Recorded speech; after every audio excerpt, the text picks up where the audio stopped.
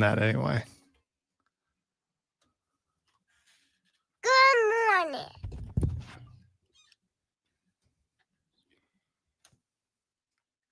I couldn't find the button. Looks like somebody's got a case of the Mondays. Welcome in, ladies and gentlemen. It is Monday. Great to have you back here on the Rob Brown Show and the Fan Upstate. Howdy, y'all. Welcome in. How was your weekend? Hope it went exceptionally well. Back to it. Back to the grind.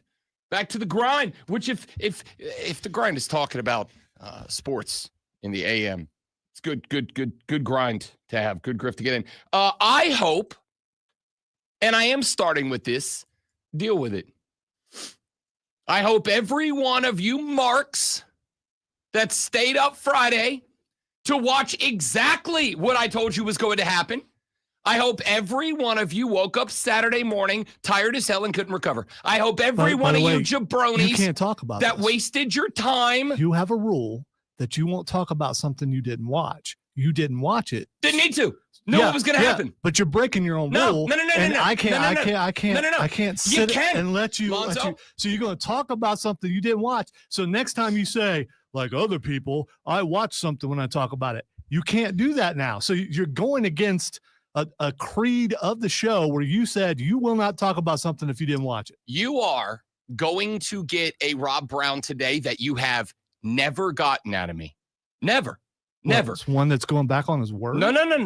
Okay, all right. You are going to get today the Rob Brown that says, and I understand that I risk an emotional wall going up between us. And you know I don't want that, Lonzo. I love you like a brother. You know I don't want to place any obstacles betwixt our incredible relationship that has generated not one, not two, but three South Carolina Broadcasters Association Sports Talk Radio Show of the Year Crystal Trophies. You know I don't want to do that, but I'm going to.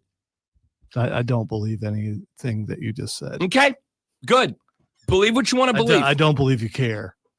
So, I do care. Yeah, okay. I do care. All right. I do believe that you think you're going to elicit some sort of emotion out of me that you're not going to. I do. Because I was a mark this weekend. But I know. But not for what you're saying. Okay. I was a mark for Saturday night for paying money to watch Stipe Miocic go in there and just stand there and throw less punches than Mike Tyson did. I'd wasted money on that, which I will never spend on UFC again. I didn't spend any money Friday night. Stop. Saturday night. Stop. We're going to come to that. This is the Rob Brown you're going to get. We're not distracting ourselves. We're not derailing ourselves. We're not going to segue off to something else. It is the first time in the almost 5 years I've been here that I am going to say we are staying on topic. It is what I want to talk about.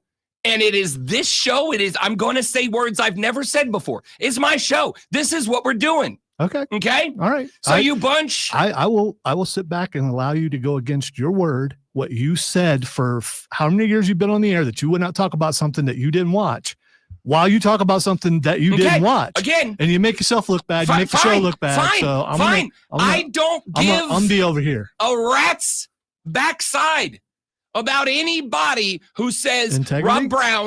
Rob Brown's going to get, you know what? I don't, no. See, here is the mentality I've taken for years. The mentality I've taken for years is if you don't watch a thing, if you don't actually go eyeballs on the thing, you can't get the context and the nuance about the game that happened. This is a fight I used to have with our former colleague, Mark Ryan, all the time, who would very regularly say, yeah, I checked in on the highlights. I read the box score.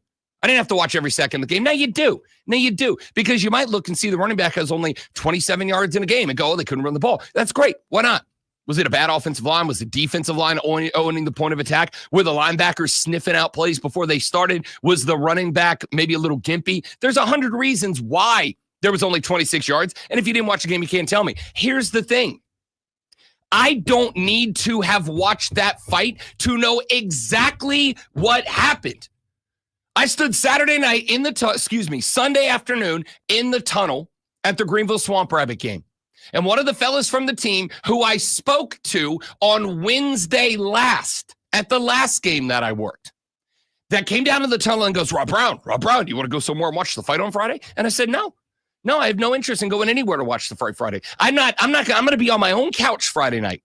And I'm going to tell you what's going to happen. What's going to happen is 58-year-old Mike Tyson's going to get in the ring.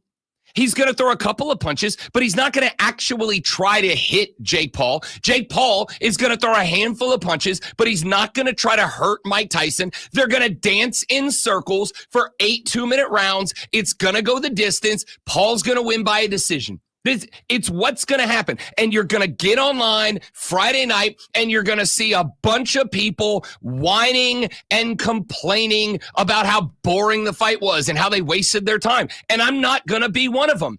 And so here I am Friday night sitting on the couch in the bro cave and watching an episode of for the record, watch the undercard fight, the title fight between Serrano and Taylor was that's a boxing match. Make a whole card of that, and people will get in.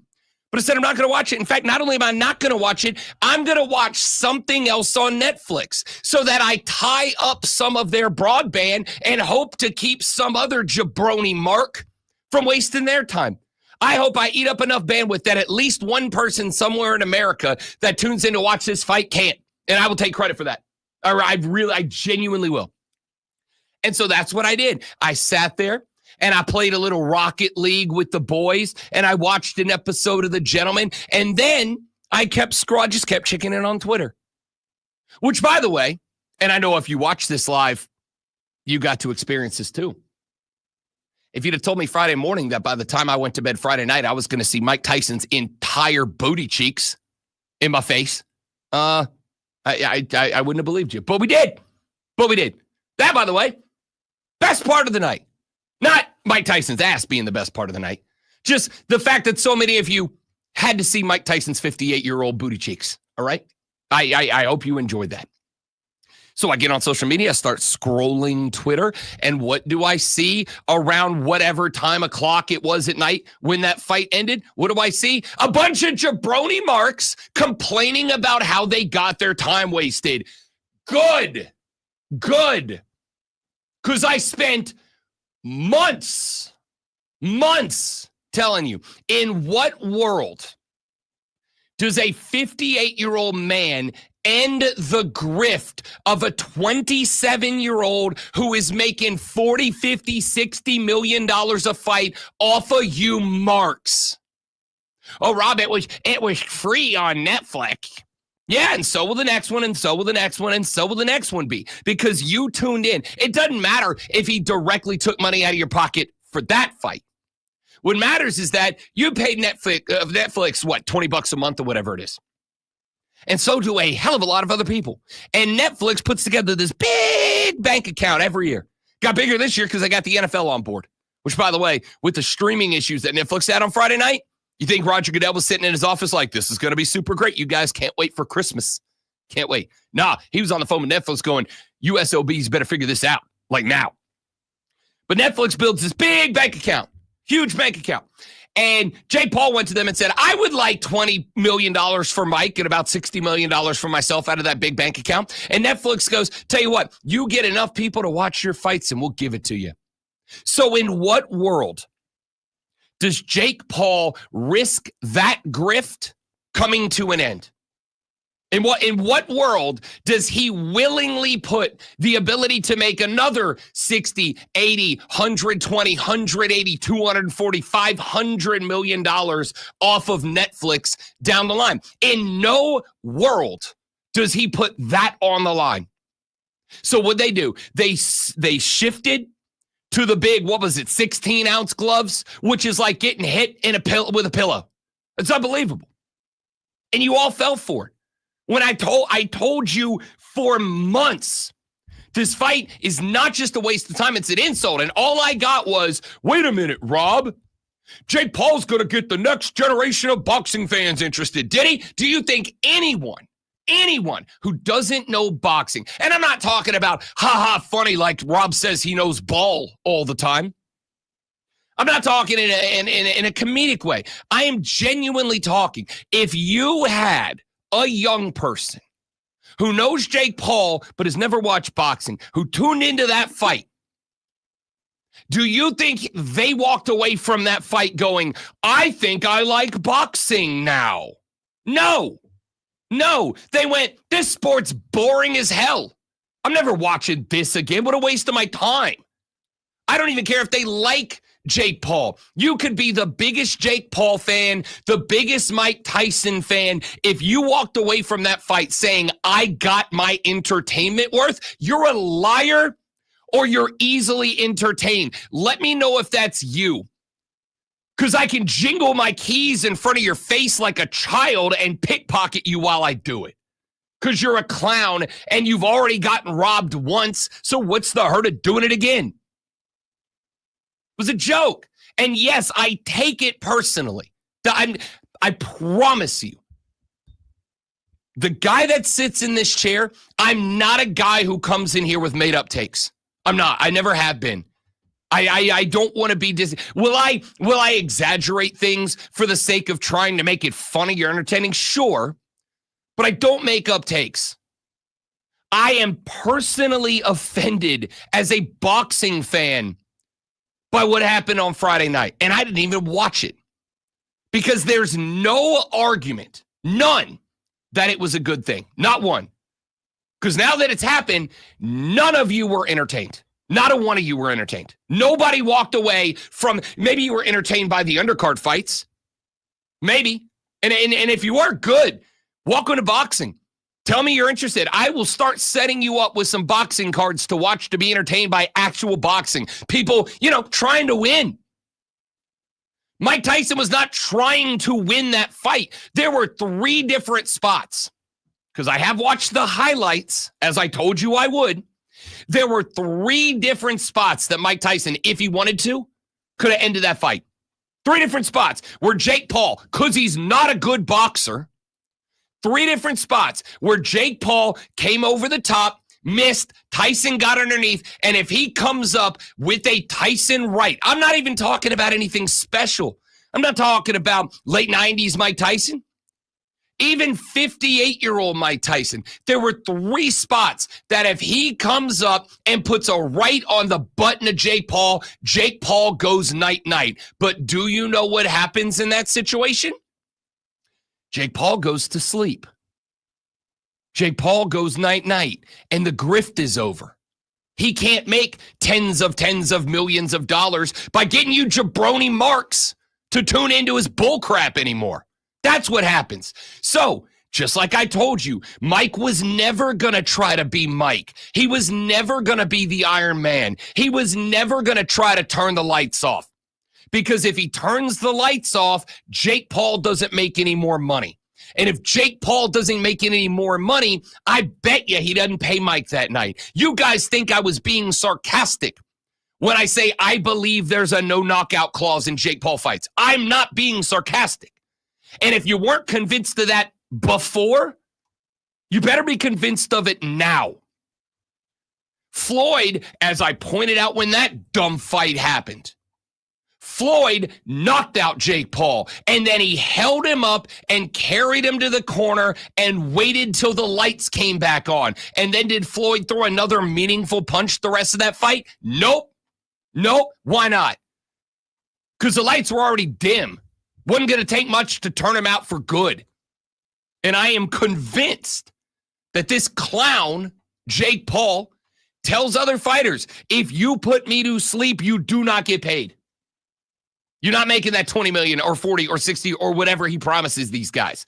You were never getting Mike Tyson. I'm on social media at like 6 o'clock Friday afternoon. I didn't have anything to do. I was sitting at the house watching sports.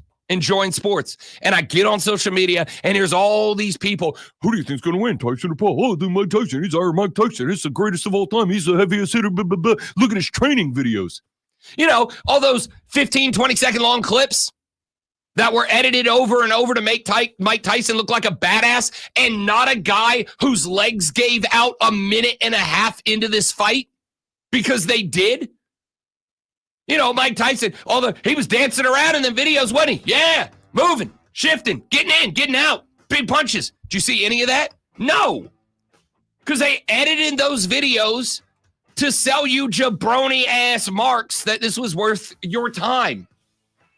So if you stayed up and watched that fight and you felt like your time got wasted, good. You got exactly what you deserved. You were the type of people that con men and snake oil salesmen salivate over when they roll into that Wild West town. A bunch of goobs that I can convince you of anything and then convince you I have the solution to it. I spent months telling you not to waste your time. And what'd you do? You all let Jake Paul make another $60 million to go out there, put on a dog and ponyo show. And I hope that having the memory of 58-year-old Mike Tyson doing abso-damn-lutely nothing for 16 minutes of boxing, I hope that's your lasting memory of Mike Tyson. I hope when it's all said and done, that's what you remember about Mike, because it's what you deserve. Now, when we come back, let's all be in a good mood, shall we? Lonzo's in a great mood. I can tell he wants to throw things at me already. Already. Oh, no, I'm done. For the day or that segment? Maybe forever. Forever? Ouch. Back after this on the Rob Brown Show on the Fan Upstate.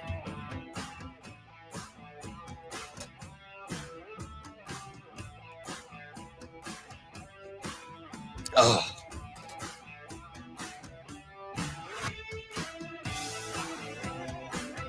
No, I'm not watching, Zach, I'm not watching anything with Paul in it. Nothing, zero, nada at all. It's not happening.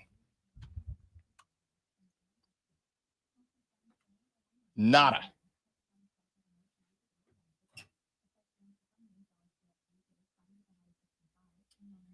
If I ask those people, Steven, if I ask those people to name me a fighter from that card, how many could do it?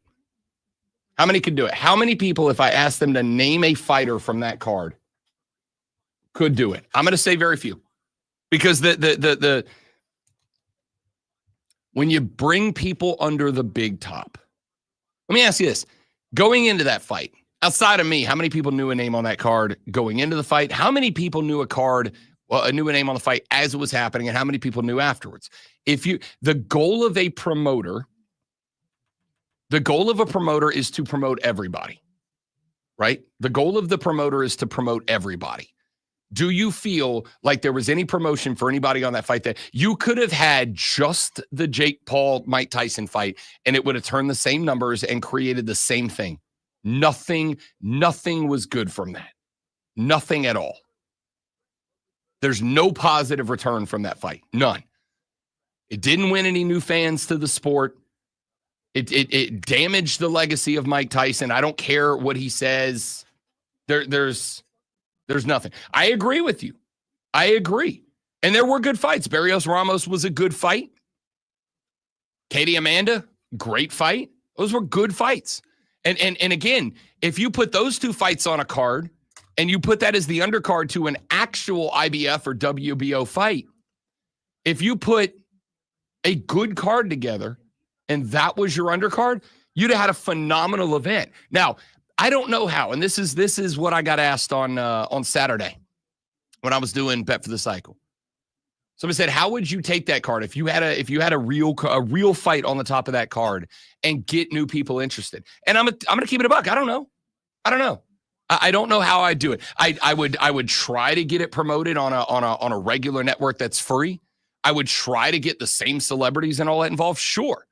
But I don't know how I would fix it. Golly, Joe Burrow's hair is really good for just finishing an NFL game. I don't know is the answer. What I do know is that fight did not only not do good to a sport that I love and will defend, it did damage to it. That was my point from the beginning.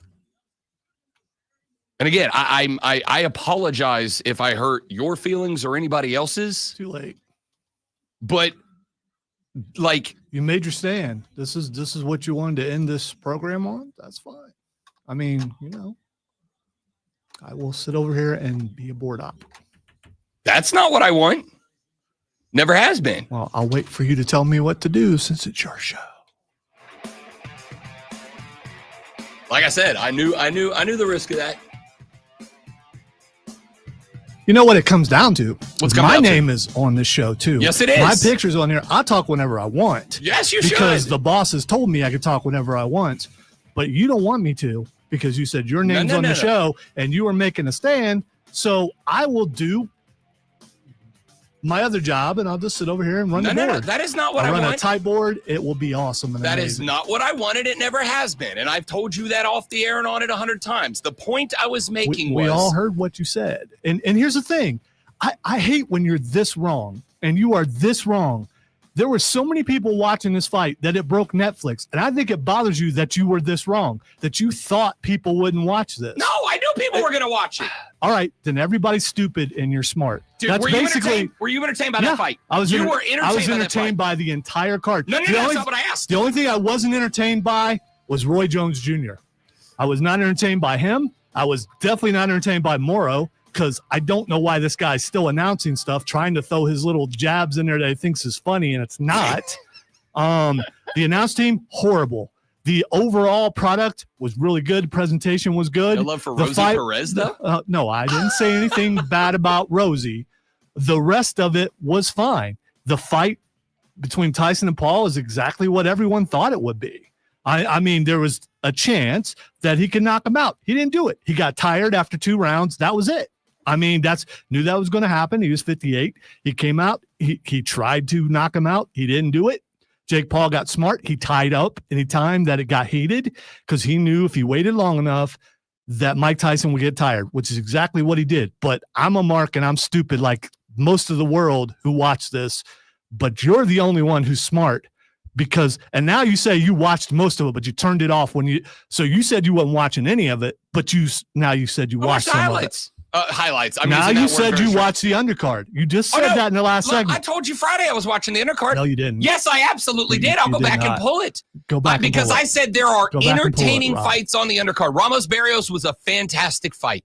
Katie and Amanda was a fantastic fight. I said that. I don't have a problem with in fact, I went so far as to say the undercard's pretty good as boxing goes. It's pretty sad that you would decide to end this because of this. And that's basically what you've done.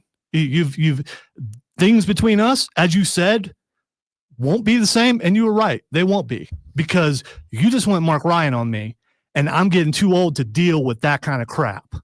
So I either sit over here and I be quiet or I be me, which you don't want me to be. No, I absolutely do. Oh, no, you don't. Okay.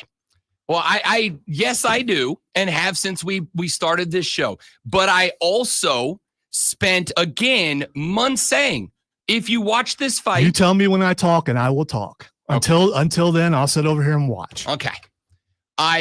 You talk at any point you feel like you want to talk, as it has always been. But like I said, this is where this comes from me. And I promise this is going to be the last we talk about it today. I've already spent too much time on it. And you tell me when and where I am either wrong or am changing something that I have said. That was permission, right? You have unbridled access to the microphone as you always have. Right. As you always have. Right, but I'm giving you what you want because your name is on the show. That's what you said in the first segment. So this is what you asked for, and I'm giving you what you wanted. What I said was, I am not going to not get to the point that I want to make. I'm not going to segue away from the point that I want to make, which is the sport that I love, the sport that I have defended, the sport that I have protected, and the sport that I want to see go back to the greatness that it once held, which it does not have right now. I had, for the record, the exact same fight with Cody Decker on Saturday. I will have it probably tomorrow night on BetMGM tonight. If I'm the only one, then I roll up the sleeves and go to work. I love the sport of boxing. I want the sport of boxing to go back to what it used to be. And I am aware that it may never do that. We just may as a country have moved on from this sport, have just moved on from it. And that will be tragically sad if so. But here's what I do know. What I do know is that there was no benefit to that card on Friday. In fact, quite the opposite. There was only damage. There is nothing good that came from that. I'm well aware that millions and millions of people tuned in. And I'm aware that I can only talk about this from my perspective, which is why I welcome your perspective.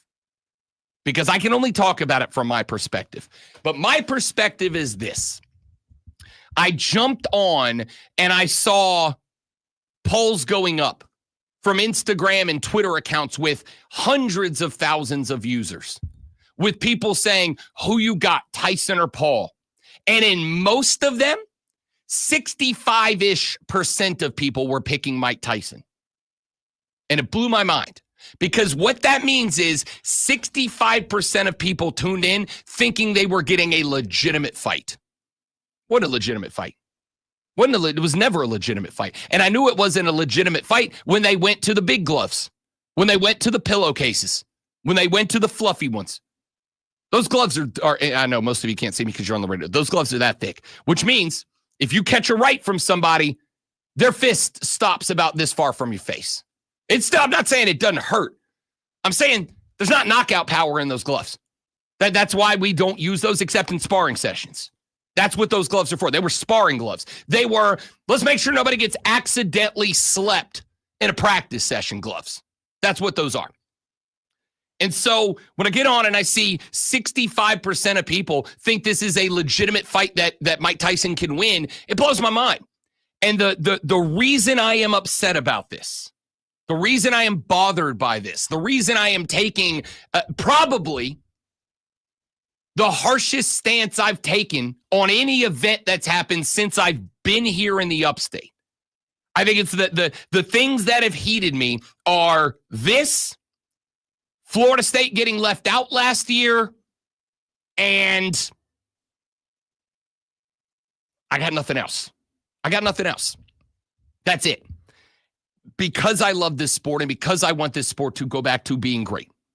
And in order for this sport to go back to being great, it's got to be the sport, right? It's got to be the sport.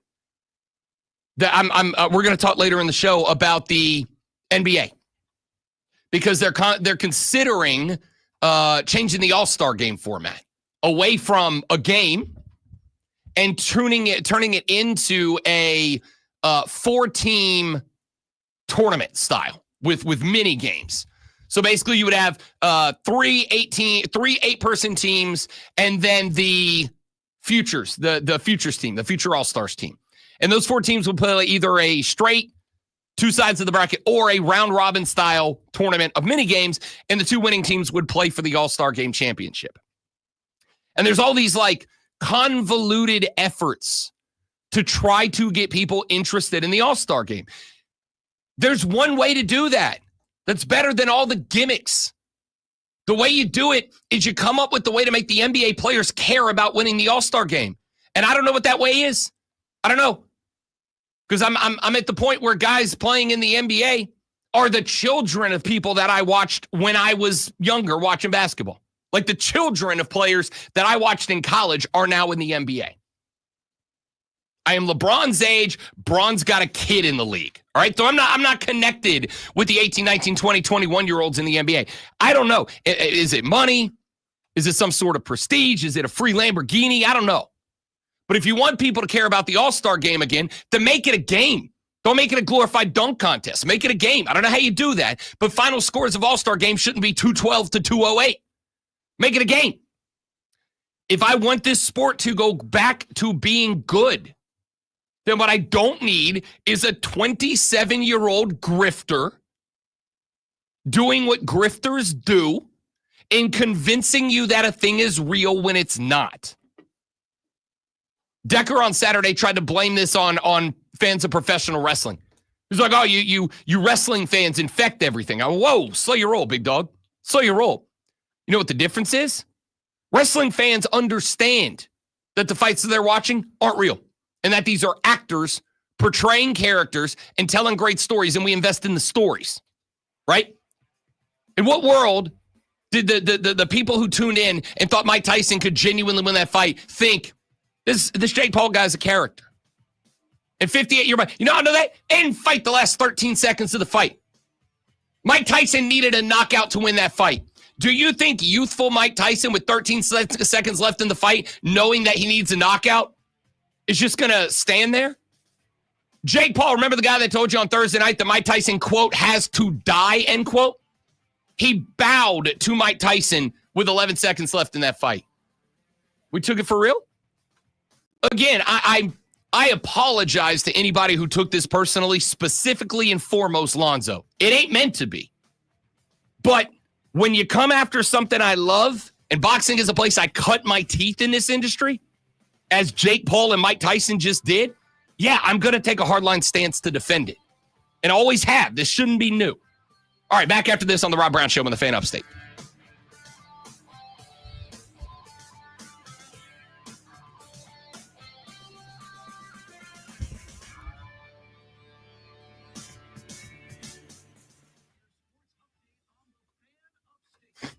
The essence of Monday.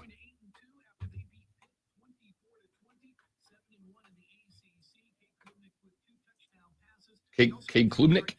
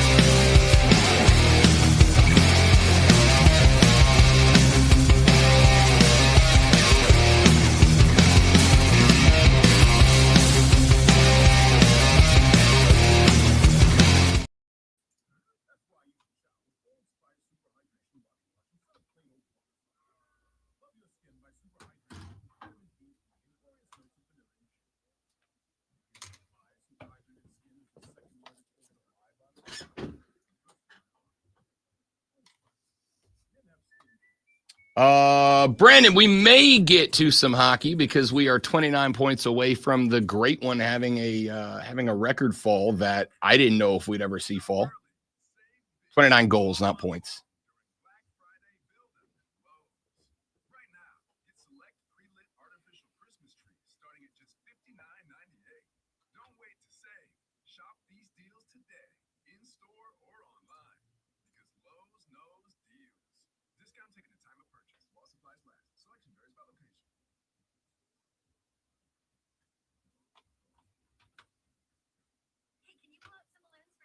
All right.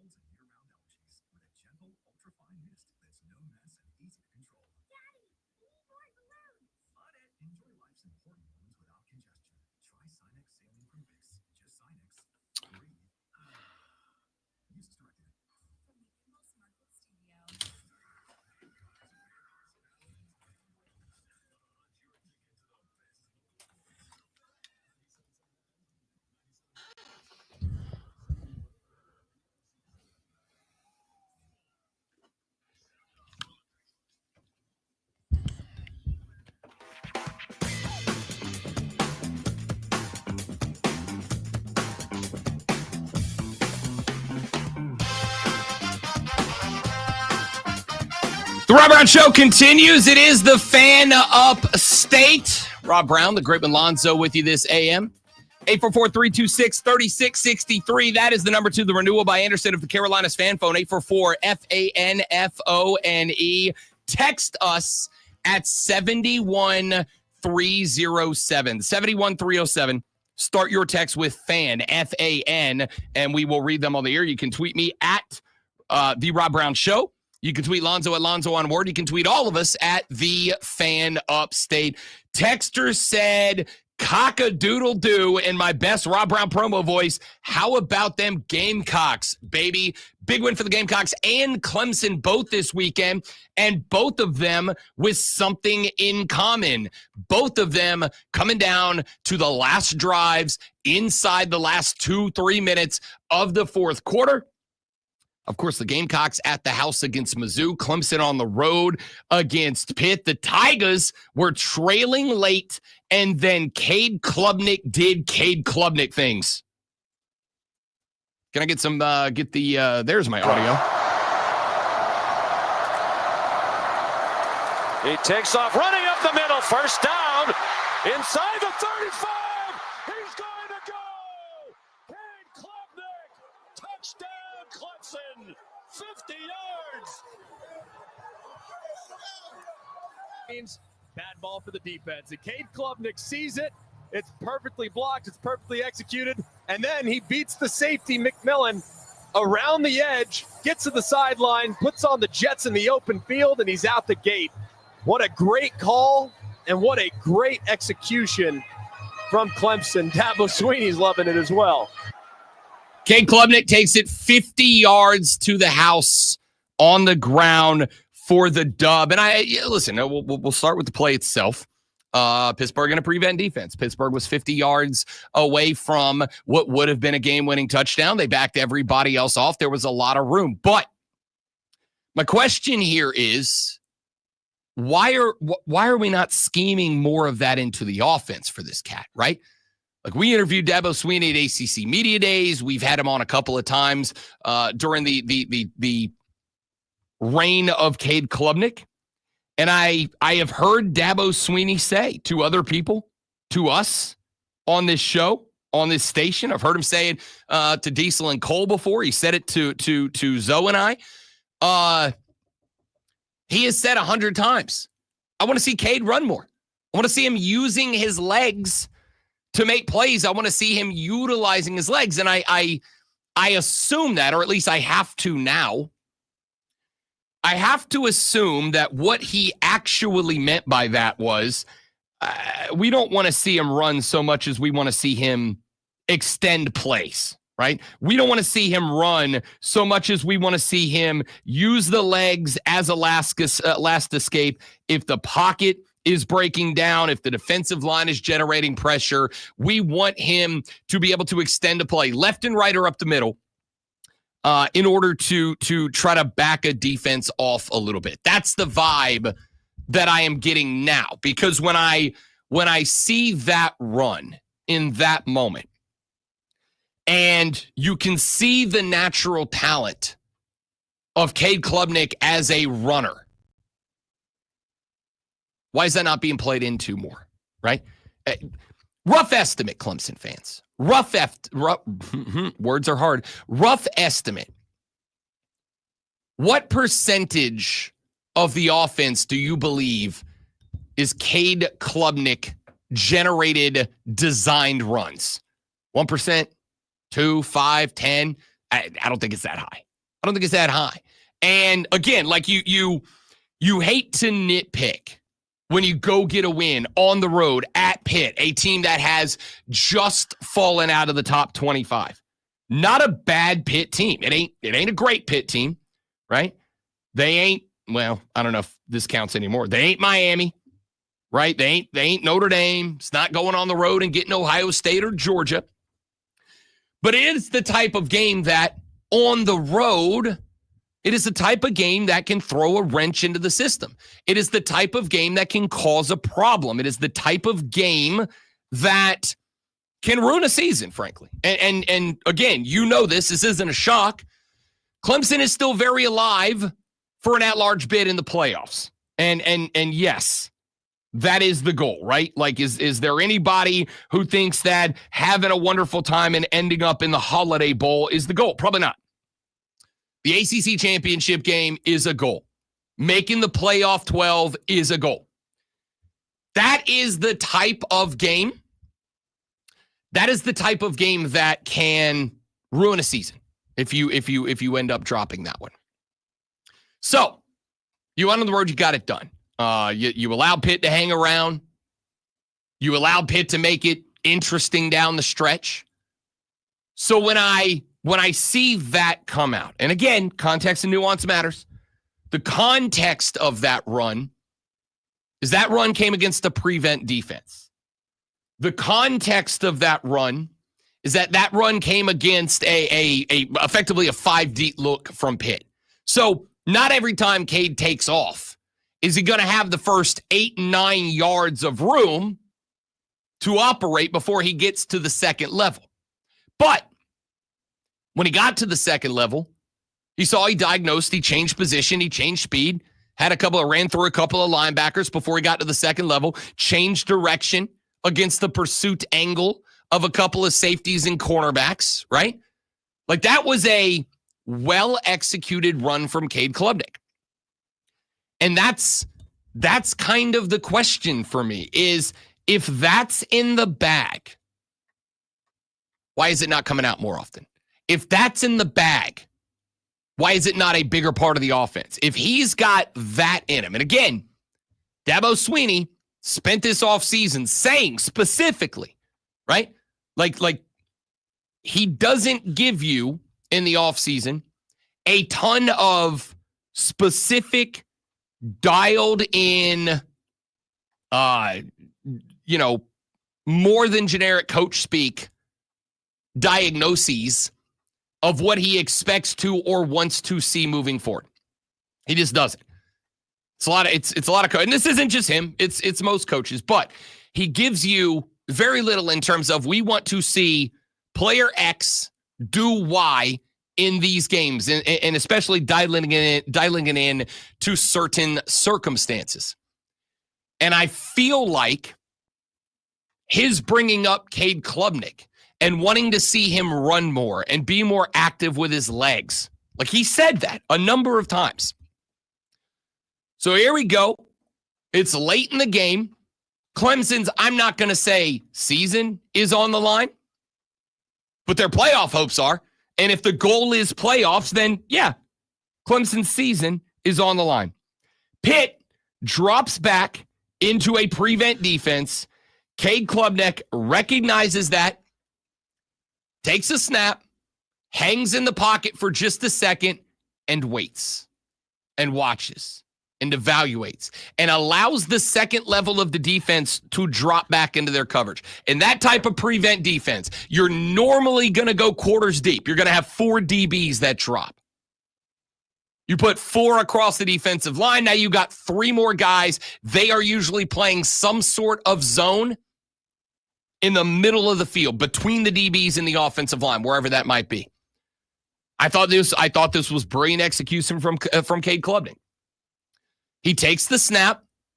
He drops in the pocket, eyeballs down the field. Got to keep DBs honest. Got to keep that middle line of defense, those linebackers, got to keep them honest, right? If he takes that snap and looks down and starts looking at his offensive line, trying to see where a hole opens up, linebackers aren't dumb. They're going to see that. They're going to see that. Oh, he's thinking run, and they're going to stay up. So Cade takes a snap, takes his drop, is eyeballing down the field, heads up, looking at wide receivers, 1, 2, 3, trying to find his spots. That forces the linebackers to take their zone spot, to drop back off the line of scrimmage, 8, 10, 12, however deep they're going to be. It forces them to take that drop, to move to the second level and move the second level of defense back, give a little cushion. He sits, he looks up, he waits. The linebackers drop off their position. Cade Klubnik then tucks it and intentionally attacks the line of scrimmage. Waits, lets the hole develop, finds out where it is, bang, hits it, next level. Now he's up against the linebackers. Except for, now he's got a full head of steam. He gets to create the angle. He creates the angle, and he makes those pursuit players work a little harder. One guy makes a mistake, he takes advantage. 2 guys makes a mistake, bang, I'm on to the third level. Cade Klubnik put that team on his back in that moment. That is a spot that I don't think a lot of quarterbacks have the guts to make that move in that spot at that time. A lot of guys are going to drop in that pocket and go, I gotta win this thing, right? I got to Hail Mary this thing on down the field. We got a little bit of time. Maybe I can find somebody 5, 10, 15 yards shy of the line of scrimmage, or excuse me, of the goal line. Maybe I can find somebody on the under route. Maybe I can find somebody working the sideline. It felt to me like Cade Klubnik knew exactly what he was going to do in that spot. That didn't look like it was something that he dropped in the pocket. Oh, nobody's going to get over. It's a Hail Mary. Nobody's going to look open on a Hail Mary. On the Ave Maria. Nobody's going to look open. They're either going to be open or they're not. And nobody was. But it didn't matter because I think Cade Klubnik knew when he got the ball and looked and sees linebackers dropped, sees effectively a 4-deep safety cornerback set to defend the goal line, to defend from the touchdown with the game on the line. I think he had run on the brain all the way. And even if that, because again, he's working over to the sideline, right? Once he gets past that linebacker level, he's working to the sideline. I think he knew in that spot, if I need it, get out of bounds, but we got plenty of time. And if we got to create a red zone stand and inside the 10, whatever the case should be, if we can get wherever we need to get to put this, to make a realistic red zone scoring opportunity, so be it. But I think that young man put that team on his back. I think that young man recognized the spot that they were in. I think that young man recognized there's not anybody else who's going to be able to do what I have the ability and the talent to do. The ability and the opportunity to do in this moment. And again, to me, that was a moment for a guy that 3, 5, 6 weeks ago, we were talking about, that's a Heisman candidate. That's a Heisman candidate. And then he wasn't anymore. That Louisville game took all the wind out of the sails. A cat that we were elevating up there with Cam Ward, with Dylan Gabriel. A guy that we were putting on a 2-loss team into a conversation with names that were from undefeated Power 5 teams. That was that guy. That was that cat. And in the Louisville game, it kind of felt like the offense changed. It kind of felt like the offense turned around a little bit. It kind of felt like the offense was not the same offense. And again, I made the observation that towards the end of that Louisville game, Dabo was suddenly creeping. Dabo was suddenly in the huddle. Dabo was suddenly looking at what appeared to be looking at a game plan. Dabo apparently started to get more involved. And I think I said it on Twitter that night during the Louisville game. I know I said it on the next show. That moment, that spot got me concerned. Because I told you what my theory was up until week 3 or 4, whatever it was, that everything changed and everybody started going, uh-oh, maybe Clemson is still that same team. Maybe they still got it. My theory that I was working with is, and I still feel pretty good about it for the record. My theory was that Dabo's over-involved. My theory, and we dated this back to preseason of last year when Garrett Riley got hired. And we were there at Clemson Media Day. We were there. When Dabo said, I was 6 feet from him. When Dabo said, we did not bring Garrett Riley here to have Clemson run the Garrett Riley offense. We brought Garrett Riley here to have Garrett Riley run the Clemson offense. And I was like, it caught my attention then. I said something about it. As a matter of fact, I said something about it that day. That day, I talked about it. I said, I don't love this. I don't love this. I don't like this at all. I don't love this because to me, why make that hire if that's the guy? Why make the hire if that's the guy that you were going to bring in and then say, yeah, but don't bring all the stuff that made you arguably the most attractive offensive coordinator hire in the game. We're gonna give you your stuff, right? We're gonna tell you. I've got somebody very, very close to me that was in a creative role for a company, right? Was brought in because this individual, a phenomenally creative person, and they lauded the work that this individual did as a creative mind. And so they brought this person in and they set him up and gave him a beautiful tech spot and all this different stuff and said, create for us. And they said, okay. And they got to work. And then this individual started getting middle managed. Then this individual started having their direct report come in and say, yeah, I know you just made this thing, but I want you to change it to this, this, and this. And yeah, I know you made that thing, but change it to this, this, and this. And I know you made this poster, but I'd like it to look different. Or I know you made this the voiceover commercial, but I'd like it to sound different. And this person stayed at that job for like 6-8 months and it was like, yo, deuces, I'm out. I'm not doing this. This is not what I'm here for. This is not why I'm here, right? And they took off and they found themselves a new job. The point was they had this asset. They had this weapon, this creative mind that could have done a lot to help them. And they ran it off by saying, yeah, but we still want you to do things our way. Well, then why the hire, right? And that was my concern was if you're going to bring in Garrett Riley, but then you're going to say, but we still want you to do everything the way that we do it, then why bring him in? What's the point? Is it just to prevent anybody else from getting him, right? Because that's not a great spot. And if you want to extrapolate this to a longer conversation, how does this make you more attractive to more hires down the line? If there's another up-and-coming white-hot coordinator and they're interested in Clemson, but they look and they go, yeah, if I go over there, I don't get to run my stuff. I don't get to use my mind. I got to just do Dabo stuff, right? That's a long-term ramification. But the short-term ramification was, how is this going to be any different than the last 3 or 4 years that Clemson fans were complaining about? I don't know. And so when I look at the last 3 games, including the Louisville game, where I'm starting to see Dabo creep on the offensive huddle, I'm like, is my theory back in line now, right? Is this a spot now where I'm like, we're going right back to what wasn't working? Is that the spot that we're in? Is this what we're going to do? And here we go late in that game. Cade had to take over. And I do wonder, is that in response to the offense kind of being bogged down a little bit? I don't know. But what I do know is props to Cade Klubnik, because that man put that Tiger backpack on and carried that load to the end zone and won you that football game. That's good work from Cade Klubnik. All right, coming up in the next segment, we got the Water Cooler Cheat Sheet, top 3 sports stories you need to know before you get to the office on this lovely upstate Monday morning. Then we'll talk Gamecock win over Mizzou. Coming up after that, we'll get some NFL news and notes from the weekend. John Blau of the Post and Courier will join us at 8:40 to talk about Clemson's win over Pitt on the road. All of that and more coming up over the next 3 hours after Alonzo blows your mind with this Sports Flash.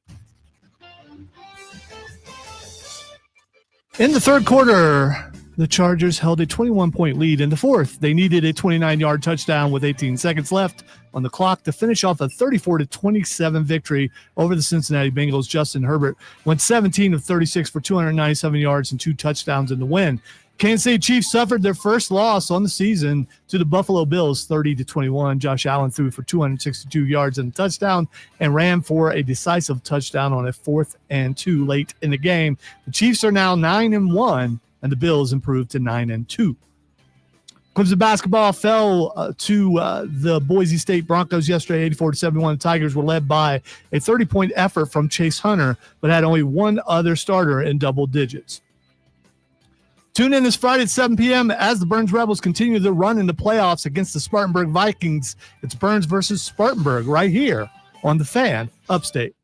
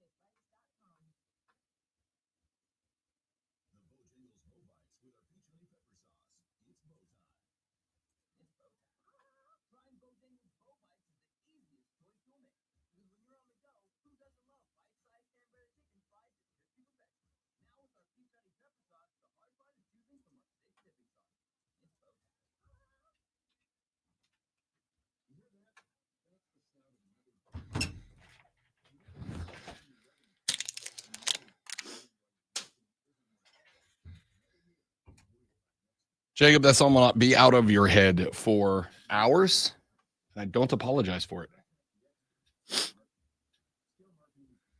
I didn't sing it, if that makes it better, and you're welcome for that.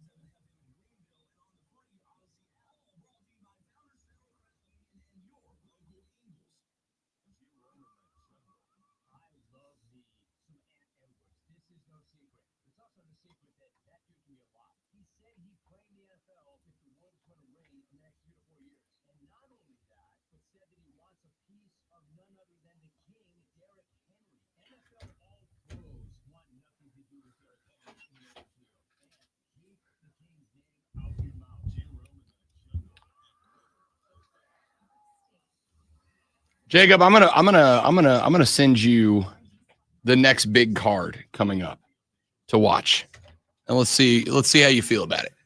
I'm genuinely curious.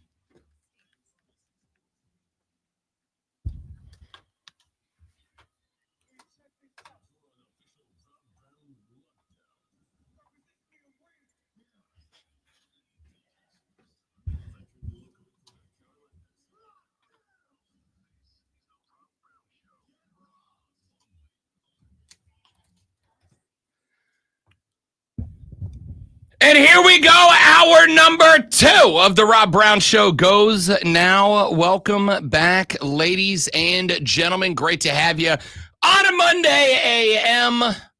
The sun rises over the mountains of the upstate of South Carolina. We are glad to have you here. Rob Brown, the great one, Lonzo with you.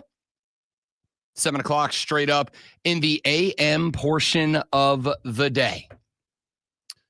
We got a lot to get into. We got to continue to break down the wins of both the Gamecocks and the Tigers from this weekend. Both teams with an opportunity to keep themselves alive in the playoff discussion. Yes, I do believe that there is an outside chance that South Carolina could fight their way in. They did step one by getting their 3rd consecutive dub over a Southeastern Conference top 25 ranked team as they finish off Mizzou's time inside of the top 25. The Gamecocks now up to number 19 in the AP poll. We will find out tomorrow night where they rank in the playoff rankings, and I've made the point many times. I think if you are, as Heather Dinich did a couple of weeks ago, if you are going to make the argument that a 3-loss Georgia team, should Georgia have lost to Tennessee, they did not, obviously. We'll talk about that one coming up. If you were going to make the argument that a 3-loss Georgia team should have gotten in, then I think you absolutely have to make the argument that a 3-loss South Carolina team should, would get in. We'll talk about that coming up in a little while. Clemson, of course, still very much alive for an at-large bid.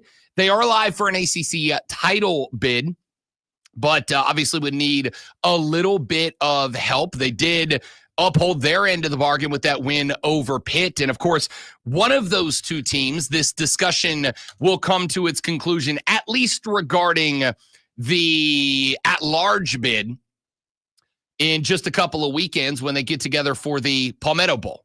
So we'll talk about that coming up later on in the show. But it is 7:02 in the morning. You have just a tick over 57 minutes until you got to get to the office, until you got to get yourself behind that laptop or standing desk. If you're one of those standing desk people, I think I got to be a standing desk guy.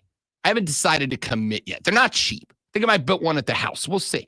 Anyway, you got to pop off those emails, and then you're going to walk down the hallway. You're going to go to the water cooler. You're going to glug yourself a glass of water, and you're going to talk sports with your coworkers. And if you're going to do that, you need to know what's going on. And if you need to know what's going on, you need this. Are you ready for the playbook of the peculiar, the almanac of the absurd, and the encyclopedia of the extraordinary? Well, you better be, because we're diving headfirst into the 3 top stories that will have your coworkers saying, "You hear that?"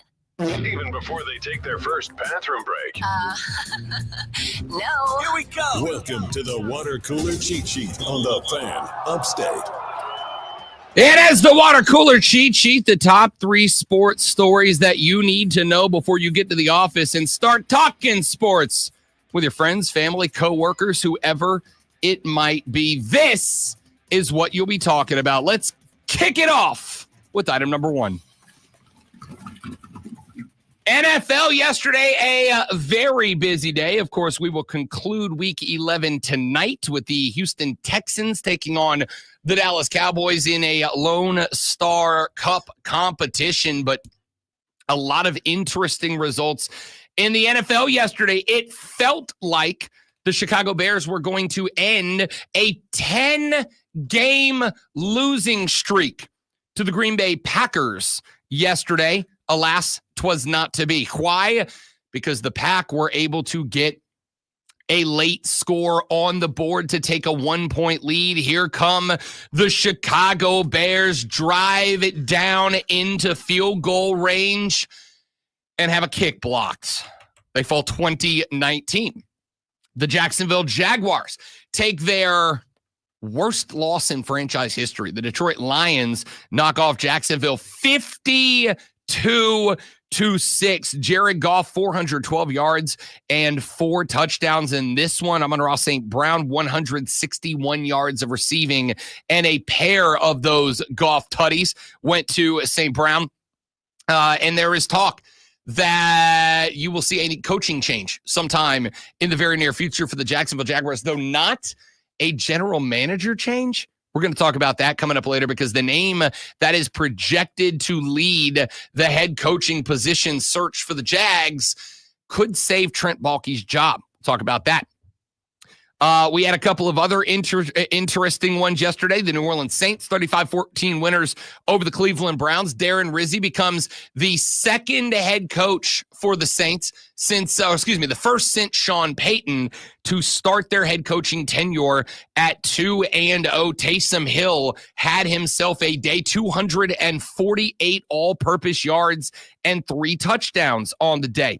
The Jets allow Anthony Richardson in his return to the QB1 role to go for 272 yards on 20 of 30 passing through the day. The Colts down the Jets 27.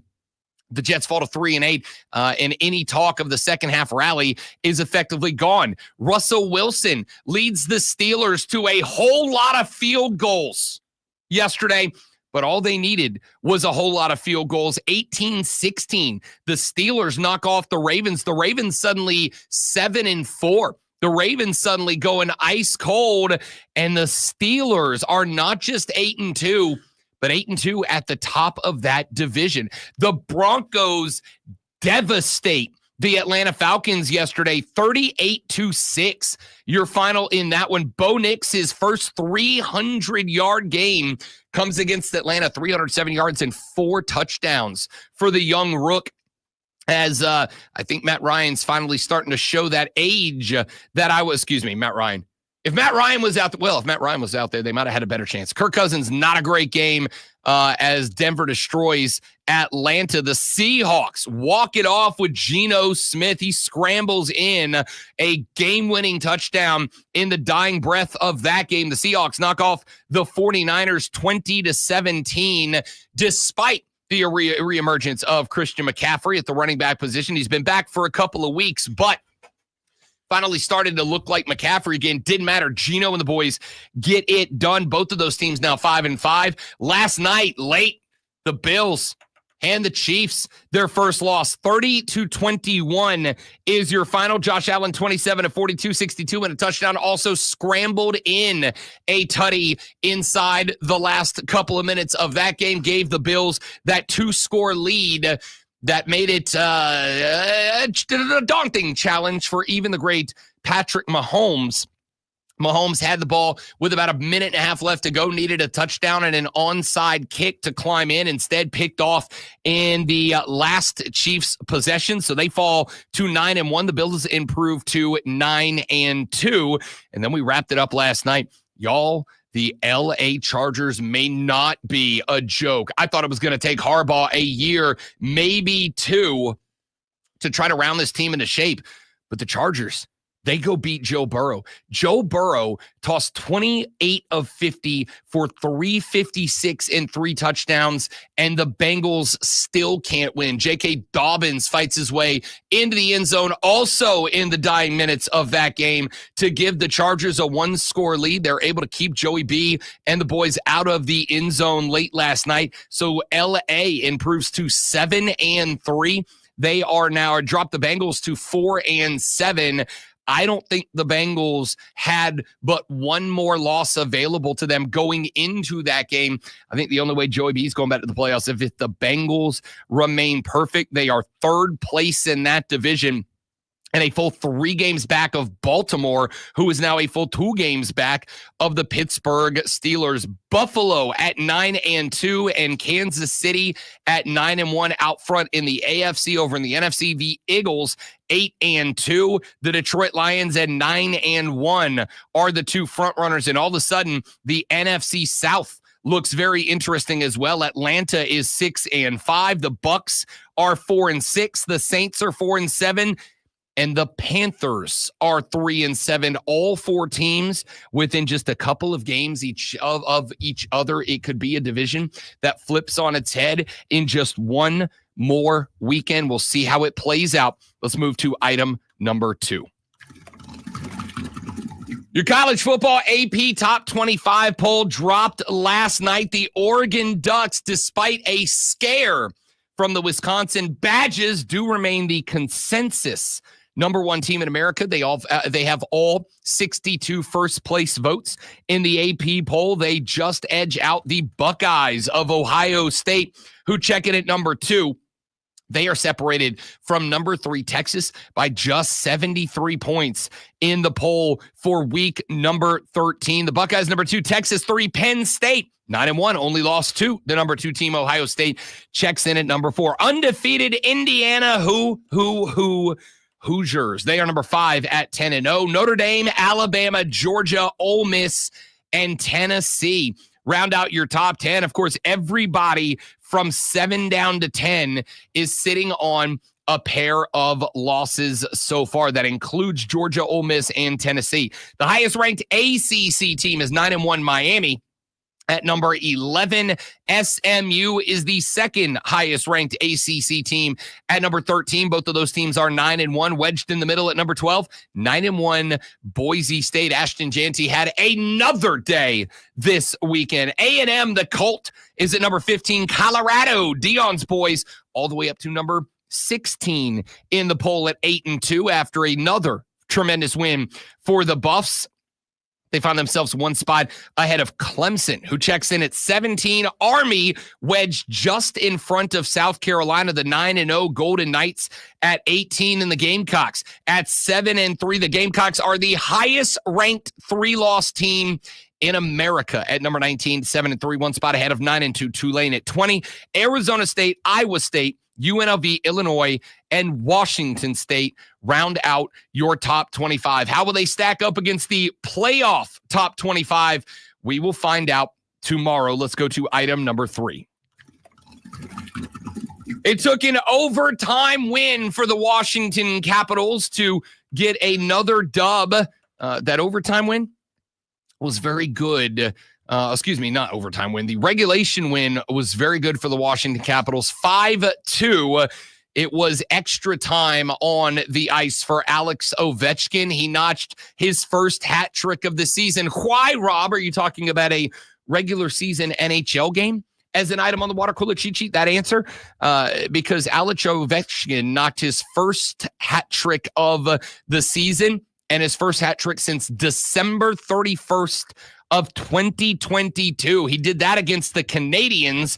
This one, the 31st of his career, the 6th most in NHL history. Vegas became the 19th team that Ovechkin has scored a hat trick on. The 39-year-old completed the effort with an empty net goal with 37 seconds left, and with 866 career goals post hat trick, he is now just 29 goals away from breaking Wayne Gretzky's all-time NHL goal scoring record. Avi said after the game, quote, "I think we had pretty good opportunities in previous games to do that. So finally, we did it." Yes, you did it, Alex Ovechkin. That was his 16th road hat trick. The only players in NHL history with more hat tricks on a roadie are Hall of Fame forwards Mario Lemieux, who had 19, Wayne Gretzky, who had 19, and Marcel Dion, who had 17 in the game. Ovechkin's effort pushed him closer to another, albeit less grand, Gretzky record as well, according to ESPN. With his 176th career multi-goal game, he is now just 13 shy of Gretzky's NHL milestone of 189. If you are the person who tunes in for personality and not event, Alex Ovechkin is the guy to go keep an eye on. We're going to talk more about him as he approaches the Gretzky milestone, a milestone that I imagine Ovechkin will put into the rearview mirror sometime during the 2024 season as we transition later in the year out of football. Hockey will start to make more of an appearance on the show, and I suspect at that point, Ovechkin will begin to threaten that number. We will find out. There's your water cooler cheat sheet, top 3 sports stories that you need to know this lovely Monday morning, November 18th. When we come back here in just mere moments from now, let's talk about that Gamecock win over Missouri. Didn't need to be that close. Didn't need to be that close, but it was, and a gut-out win for the Gamecocks. We got that coming up for you. We'll talk some more NFL later in the show because what a weird weekend it was in the league. John Blau with the Post and Courier talks Clemson footy with us coming up at 8:40 this morning, and a whole lot more just around the corner on the Rob Brown Show in the Fan Upstate. New life. All right, guys, give me 30 seconds. Be right back after this live.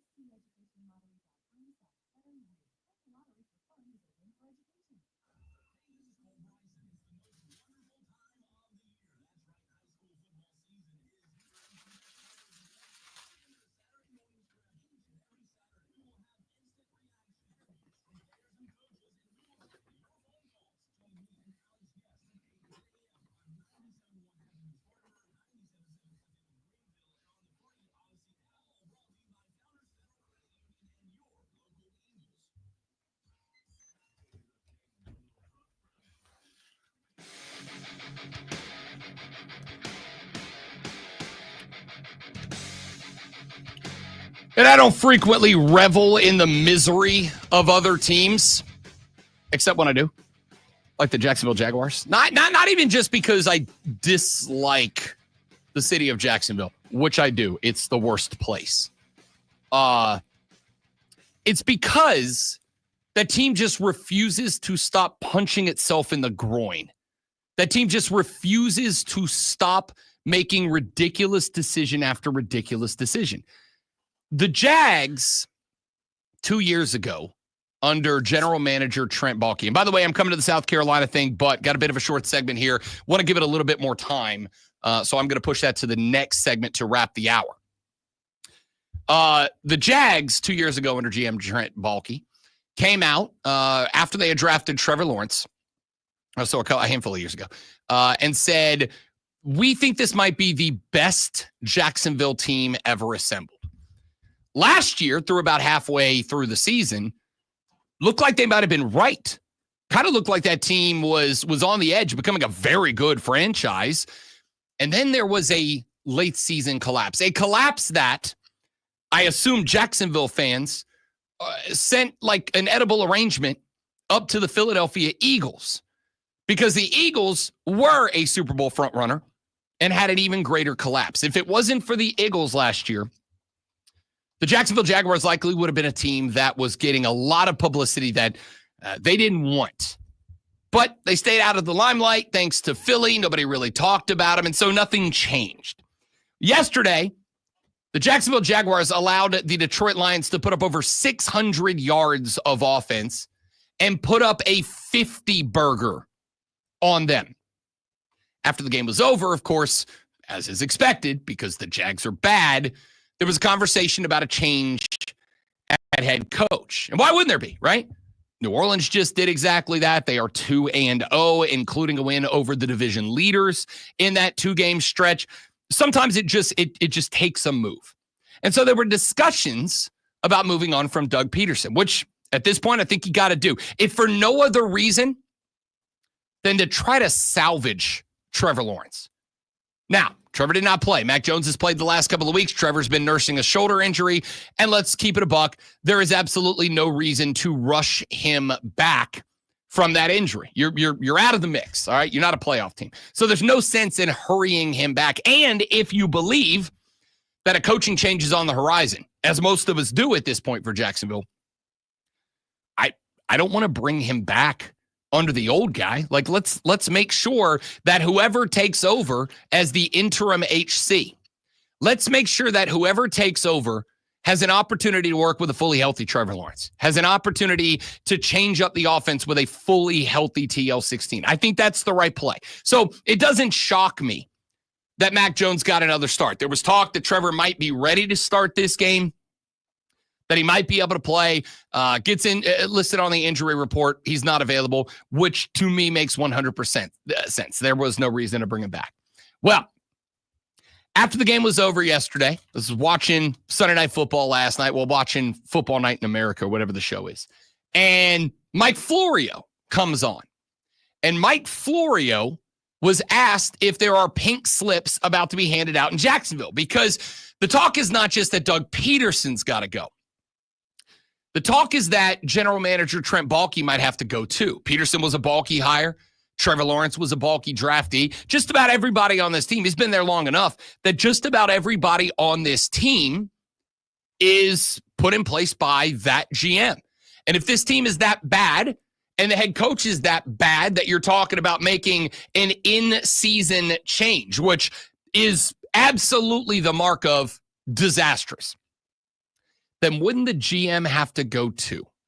And most of us, myself included, thought, if I'm Shad Khan, this is a complete and total locker room revamp. Everyone connected to the 2023 and 2024 Jacksonville Jaguars gotta go, gotta be gone.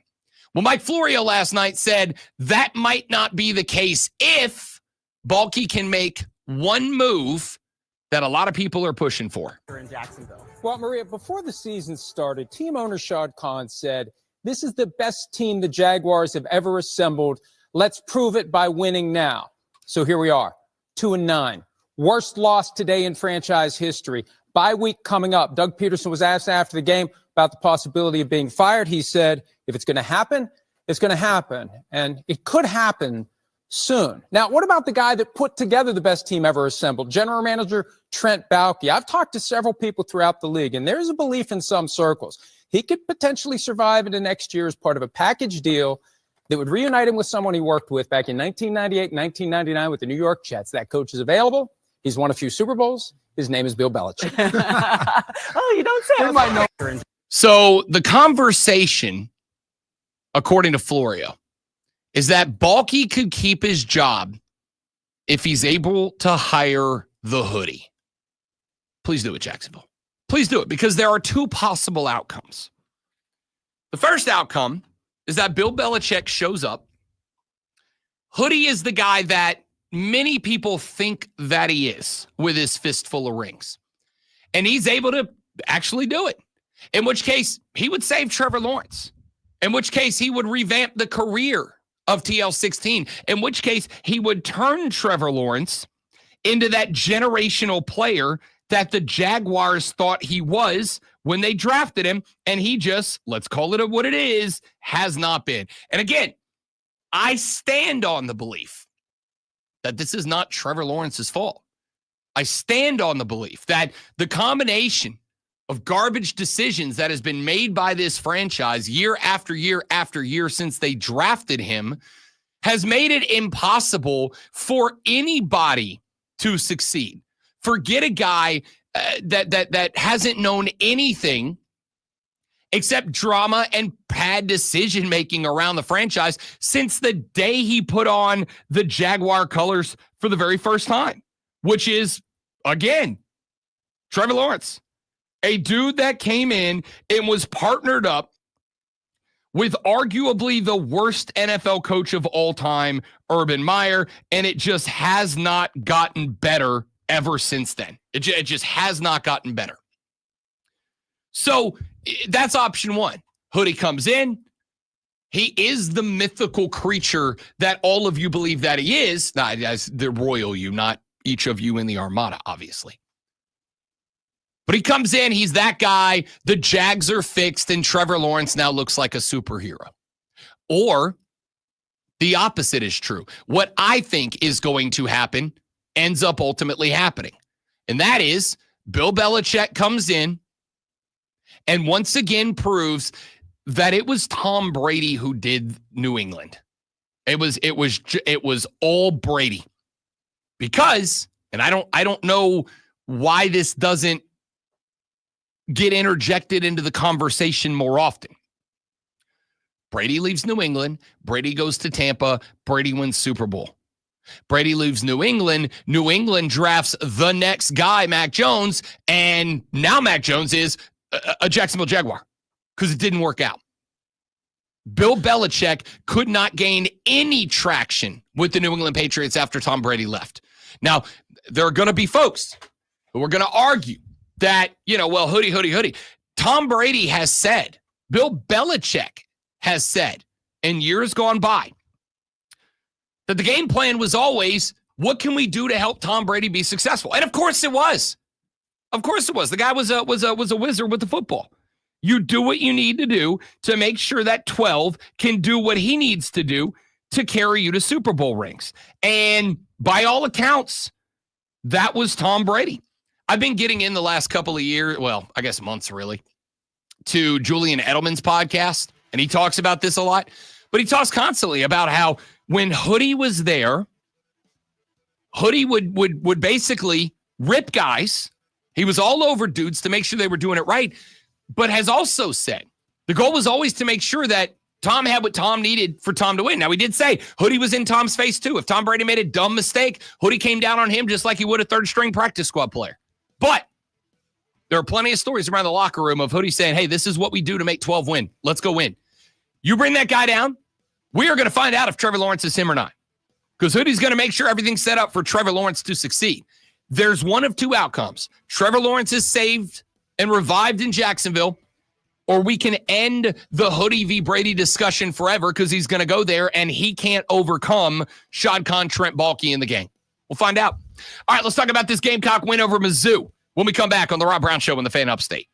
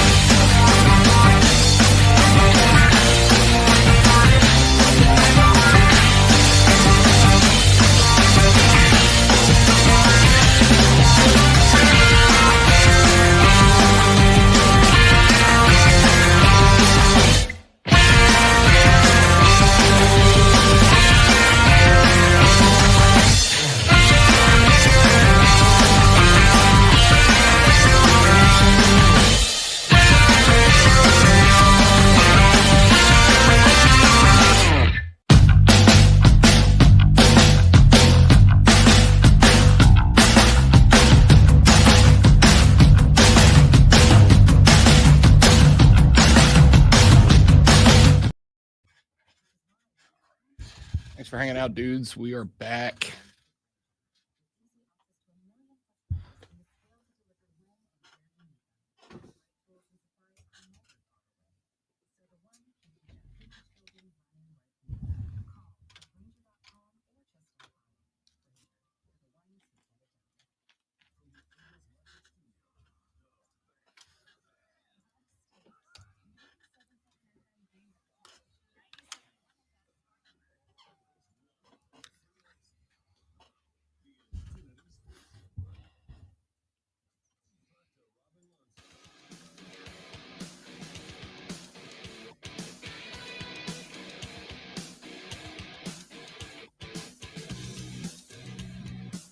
$34-30. Your final is the Gamecocks knock off Mizzou. Their third consecutive win over an SEC top 25 team. Lenoris Sellers was a dog in this game. 353 yards, 5 touchdown passes, and 1 interception. Now, just so we keep it a buck. Context and nuance matters in sport. The one pick was awful. I mean, it was awful. But my man completed 21 passes of the 9 that he did not complete. There was really only one that was, maybe 2 that was like genuinely a bad pass. Raheem Rocket Sanders, 19 carries, 53 yards. I do want to point out that the game-winning touchdown that was scored by Rocket Sanders was one of 3 catches for 21. Yes, a shuttle pass is a forward pass. That honestly should probably be counted as a rushing touchdown for Rocket Sanders, but as it was flip forward, it was a pass. If you missed it late in the game, with the Gamecocks down inside of a minute and a half to play, Lenore Sellers led the boys the length of the field. They get down inside the 15 and has made some big plays downfield. Got a small defender on him. Shovel pass, Sanders. Rocket Sanders dances to the 5.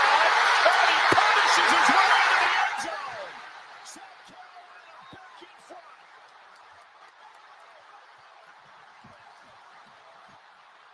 You're going to get a down block here, and then Bell's going to come around, and this double team really creates the space for Rocket Sanders. Look at this double team, pushing Williams all the way back, and then it's just all Rocket Sanders breaking 1, 2, 3, 4 tackles, 230-pound bowling ball into the end zone. that was the game-winning touchdown. They would go up 34-30. Mizzou would try to push the length of the field back the other way and come up shy. South Carolina walks out with the W. Another ranked W, by the way.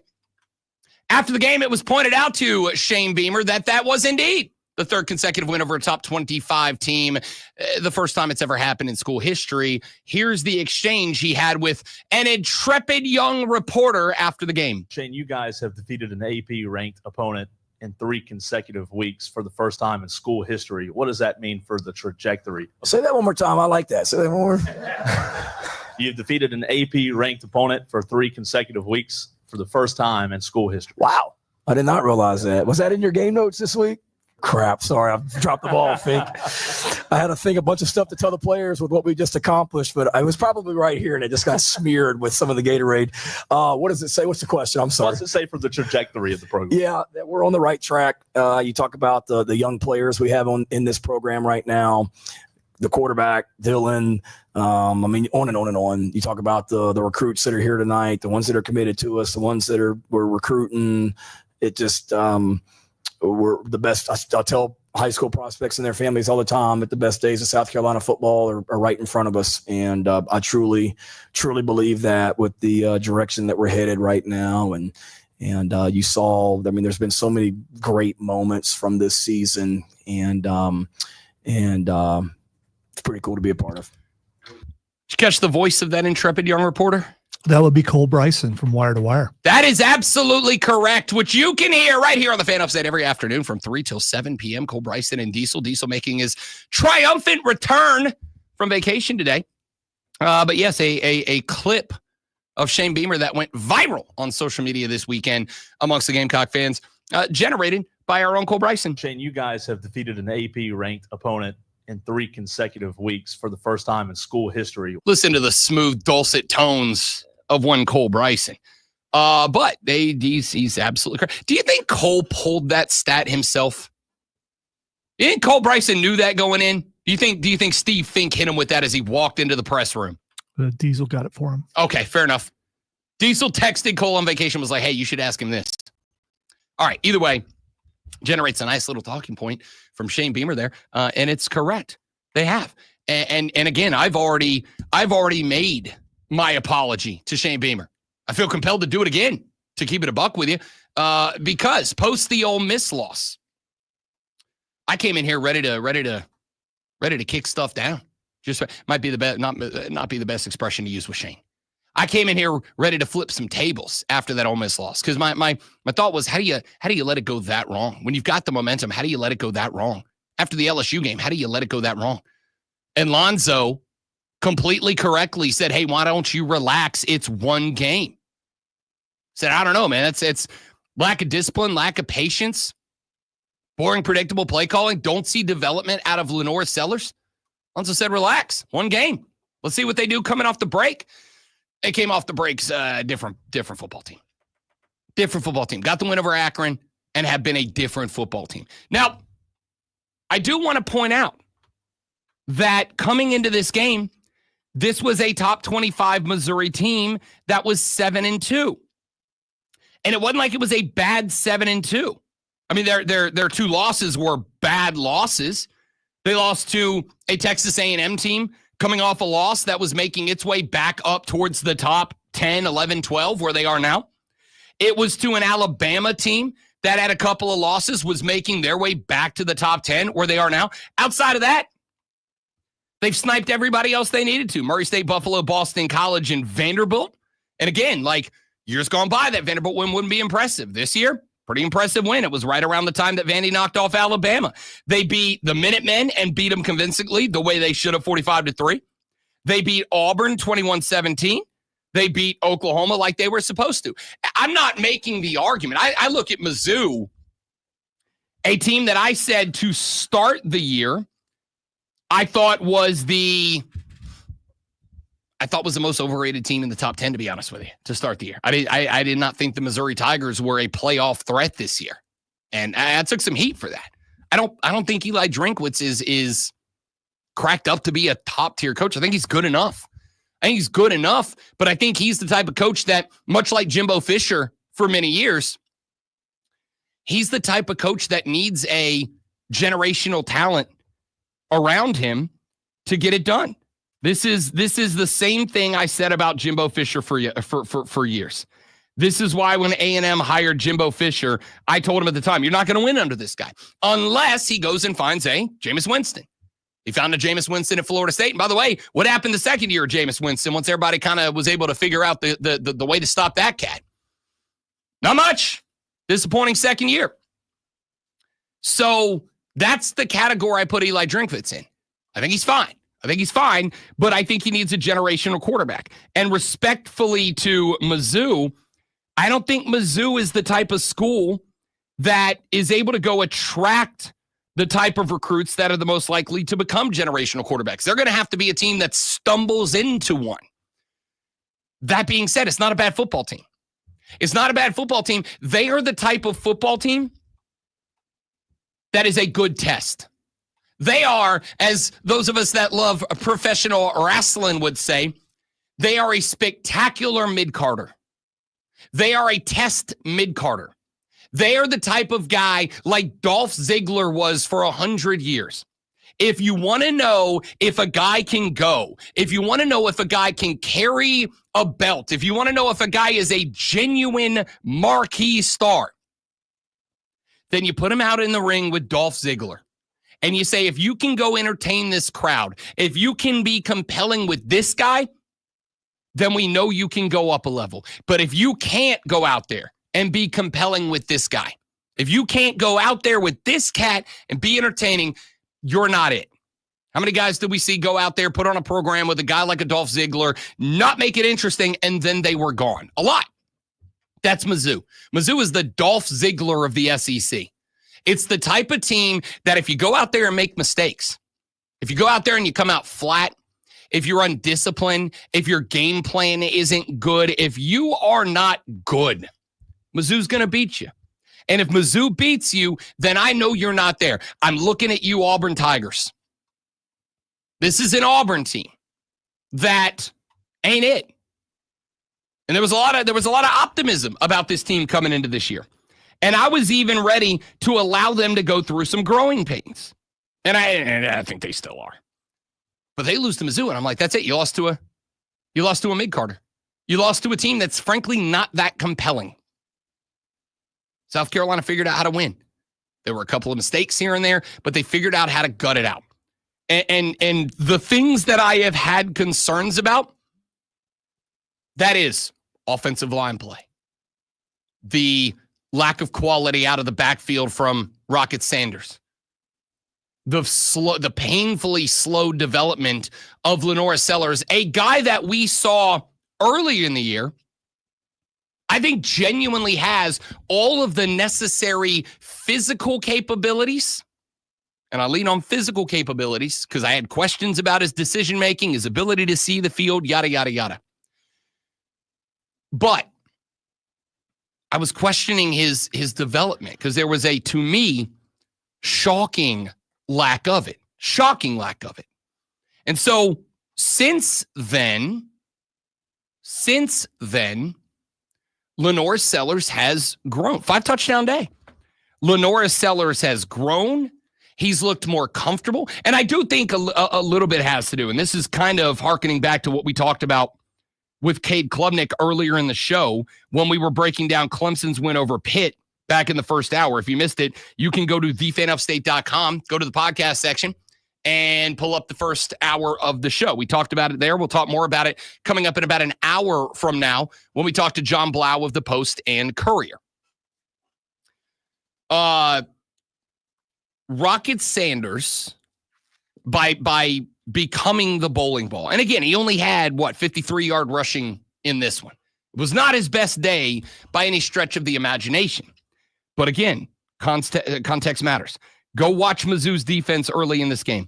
It was very clear, at least to me, the way I saw it, it was very clear to me that the defensive strategy for Mizzou was to take Rocket Sanders away from this offense. It was very clear to me that the strategy for the Tigers was Lenore Sellers is going to beat us here.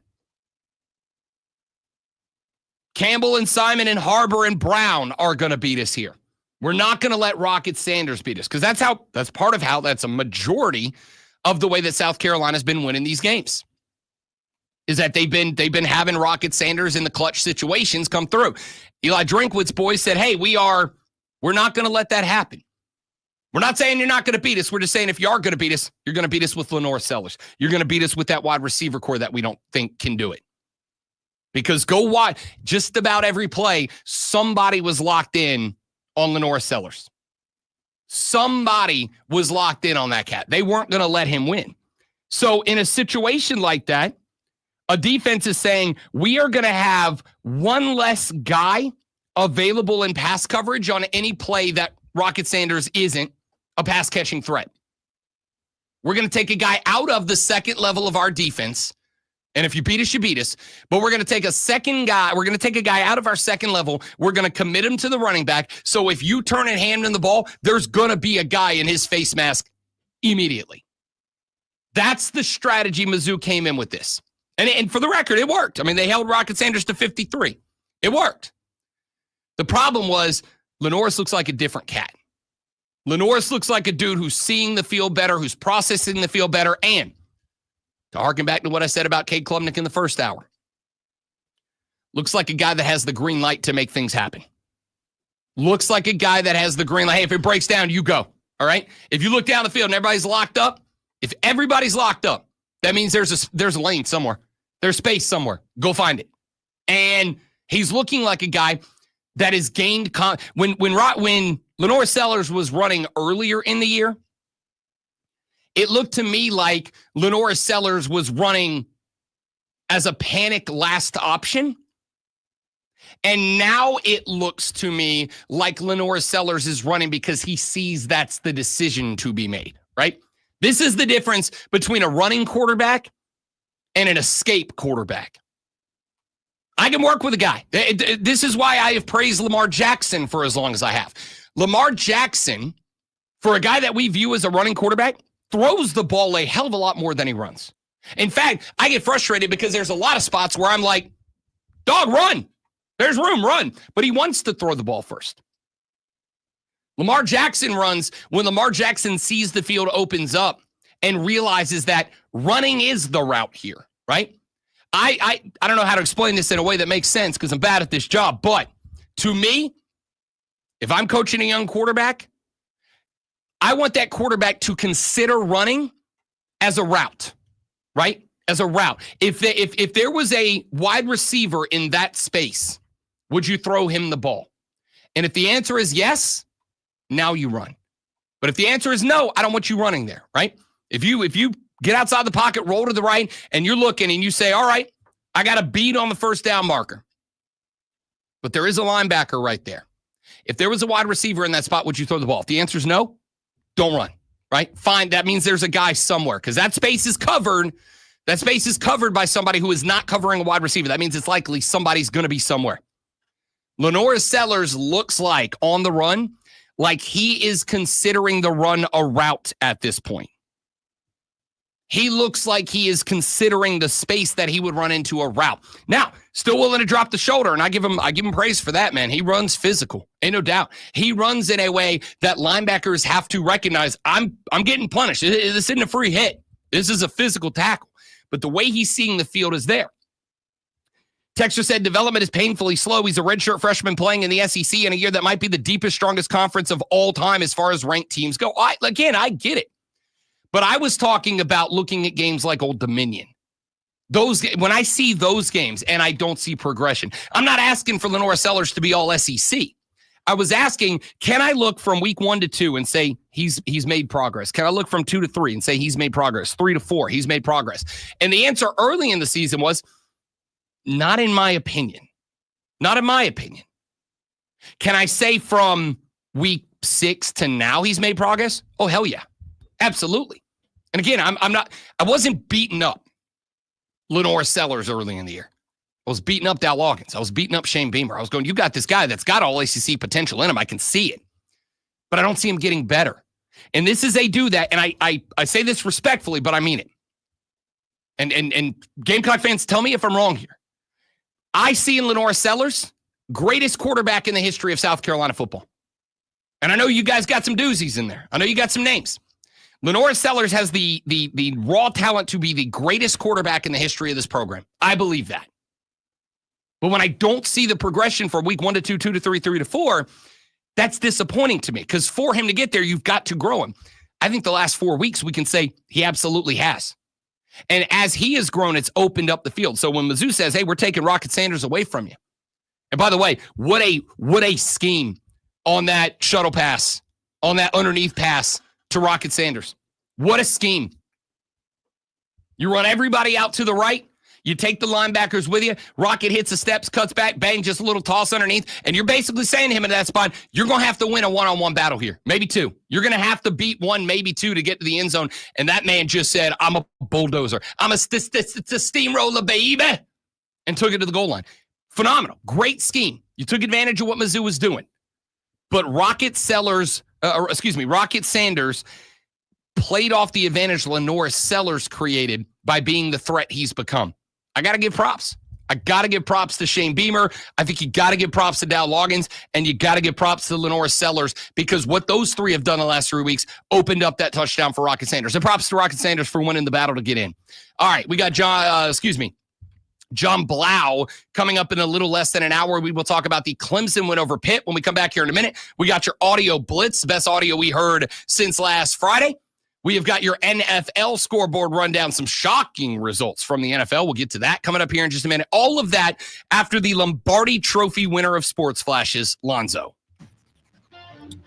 Sellers has a long ways to go before he's better than Connor Shaw. Clemson basketball fell to the Boise State Broncos yesterday, 84-71. The Tigers were led by a 30-point effort from Chase Hunter, but had only one other starter in double digits and a total of only 8 points off the bench. Boise State out-rebounded the Tigers 42-34 while holding Clemson to just 37% from the field. The AP Top 25 Week 13 sees the Oregon Ducks remain at number 1, followed by Ohio State and Texas. Penn State and Indiana round out the top 5, followed by Notre Dame, Alabama, Georgia, Ole Miss, and Tennessee in the top 10. The top ACC team is Miami at 11. While Colorado is at 16, Clemson and South Carolina check in at 17 and 19. Tune in this Friday at 7 p.m. as the Burns Rebels continue their run in the playoffs against the Spartanburg Vikings. It's Burns versus Spartanburg right here on your home for Burns Rebels football, The Fan, Upstate.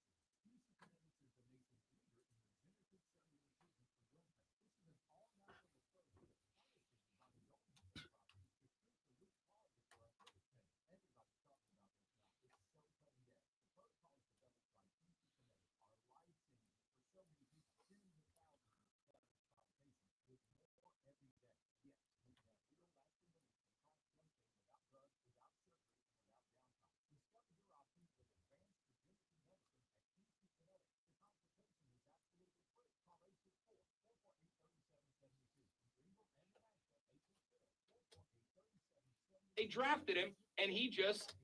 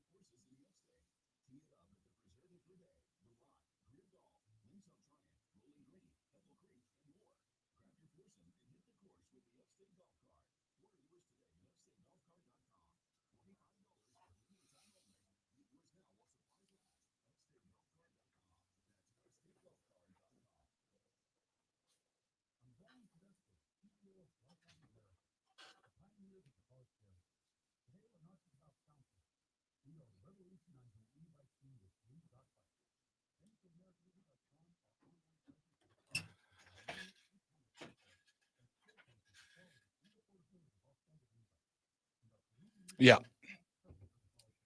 That's better than I phrased it, Jacob. Which is unsurprising to no one.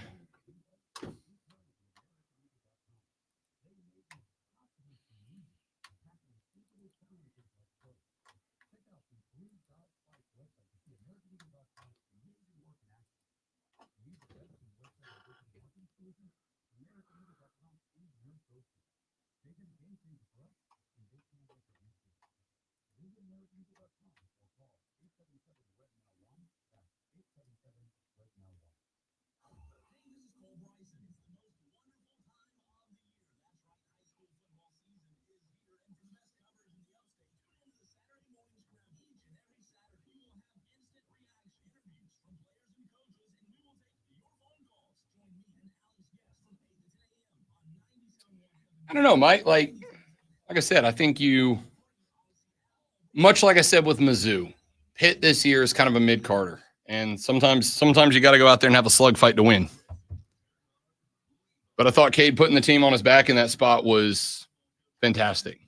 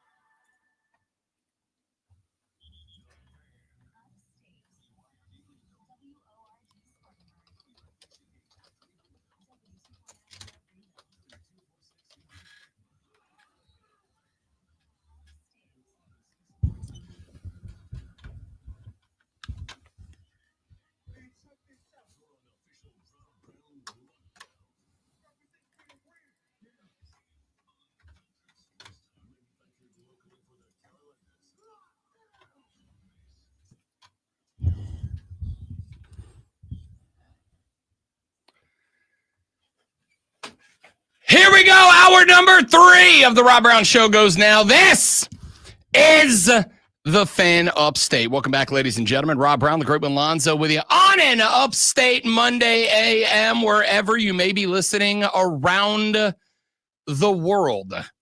It is spectacular to have you with us here on the show. A lot to talk about, a lot to get to this morning. Coming up in the next segment, we're going to take a gander up and down the NFL scoreboard from yesterday because we had some very intriguing results that I think yesterday was a defining week in the NFL. I think we learned a lot about who a lot of teams truly are yesterday. And I want to get to those coming up here in just a little while from now. We got John Blau of the Post and Courier set to join us at 8:40 a.m. We'll talk a little Clemson football with John Blau of the Post and Courier, talk about that win over Pitt, what went right, what went wrong, and whether or not John Blau thinks the playoffs are still an outside possibility for the Clemson Tigers. That is coming up at 8:40, but it is 8 o'clock in the AM portion of the day, which means it is time for the Audio Blitz, the best audio that we have picked up since the last time we did the Audio Blitz. This is some of the sound that we found on the social media sphere. Let's dive right into it. I'm going to start with this. JJ Redick has been very interesting as the head coach of the Los Angeles Lakers. The Lakers have been a intriguing team, to say the least, this year. This is a team that is currently sitting at 9-4. They are second place in the Pacific Division. They are coming off of a win over my New Orleans Pelicans on the road. Of course, the most banged up the Pelicans have ever been. I think 6 of their top 8 producers are out, or at least have been out for a significant time this year. However, that was the 5th game in a 5-game win streak that included wins over the 76ers, Raptors, Grizzlies, Spurs, and now Pelicans added to the list of victims. So it's not a bad team. Anyway, JJ Redick, during the Lakers' second to last game, got on the mic. He was talking to, or at least Mike Breen and Richard Jefferson were trying to talk to JJ Redick, and this happened. You most satisfied with his start of the season? AD was great. I just want to be clear on this, guys. There's nothing I'd rather be doing less than talking to the two of you. I want everybody to know. I want to be very clear on this. I do not like these two gentlemen. I couldn't even drop my ATO coming out of the half because I had to do this. Well, let's see if it works. Whatever was drawn up. Okay, I'm going to give you an opportunity to say something nice about somebody. Can we talk about Max Christie being out of the rotation, and then the perfect first half that he had, offensive rebound, defending, and even being aggressive on the offensive end? Max Christie was awesome, and it shows a level of professionalism to not play for 3 games, be out of the rotation, and come in here and do all the things we asked him to do. He was phenomenal. Appreciate you guys. Yeah. All right, thanks, JJ. JJ takes the headset off and just rolls up out of there.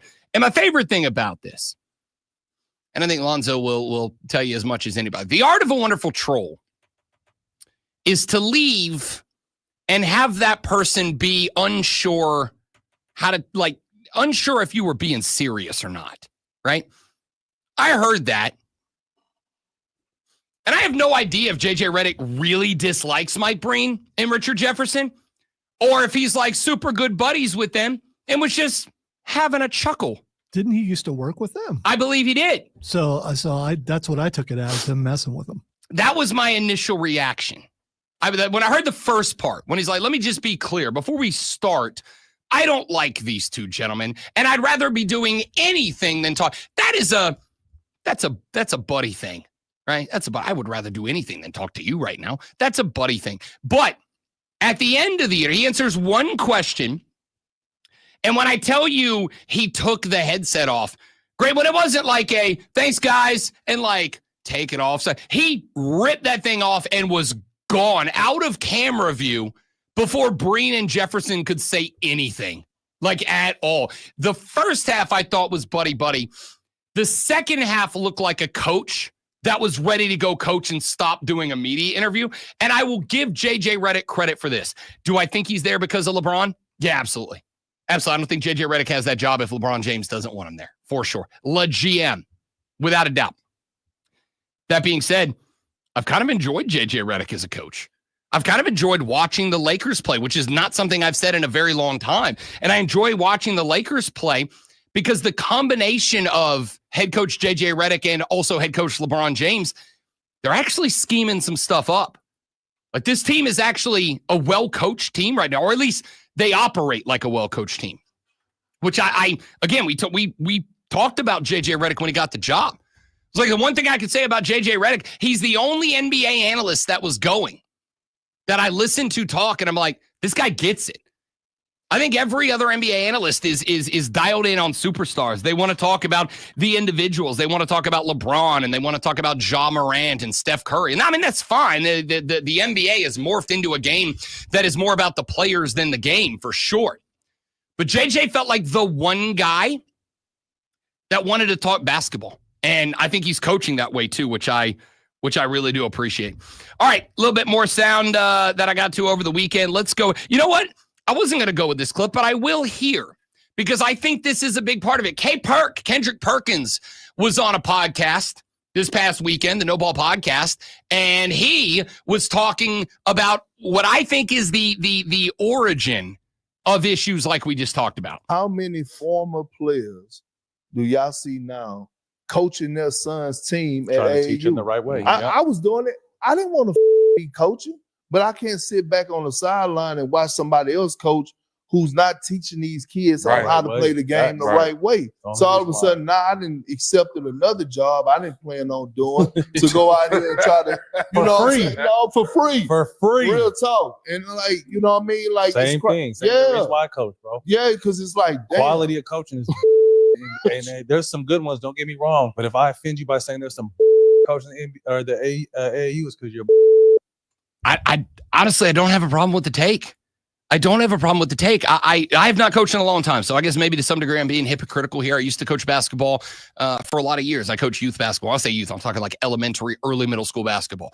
And I would tell parents when I started the year, if you brought your kid here because you think that playing in this is going to start their NBA career, he's on the wrong team. Okay. If you're bringing your kid here because you think I'm going to turn your kid into baby Michael Jordan, he's on the wrong team.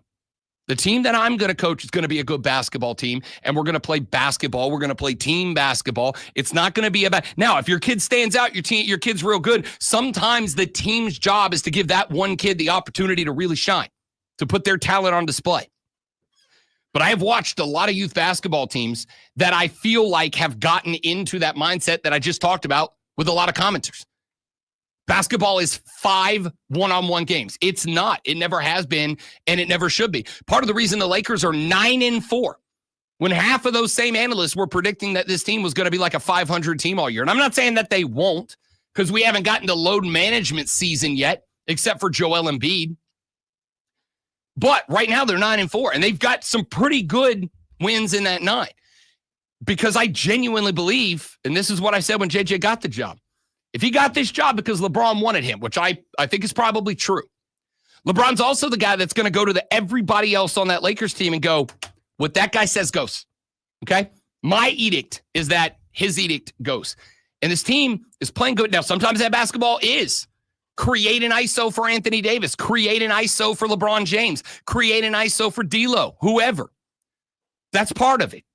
But I think there's a lot of young players out there that are being told that basketball is about putting your talent on display. No, it's not. It's about utilizing your talent within a team structure. And I just don't think that there's enough of that out there in the youth circuit. If you are a youth coach, if you're a youth parent, if you're thinking about getting into youth coaching, coach them how to play basketball. Because if you play basketball, like team basketball, I think you'll start to see that a lot more players have an opportunity to let their talent flourish when the team is working together to focus on that. And I think that's important. For those of you guys that have listened for a long time, you know that one of my favorite genres of sound right now is old NBA players talking about other old NBA players. And we've got the clips of guys talking about Larry Bird and talking about Michael Jordan and talking about Magic Johnson and all these great players. One of the players in the NBA that I don't think has ever gotten enough credit is Tim Duncan. Now, the good news is that most guys, when you ask who's the greatest power forward of all time, will put Tim Duncan in the discussion. Tim Duncan also belongs in the conversation of greatest bleep talkers of all time, too. LaMarcus Aldridge told a story.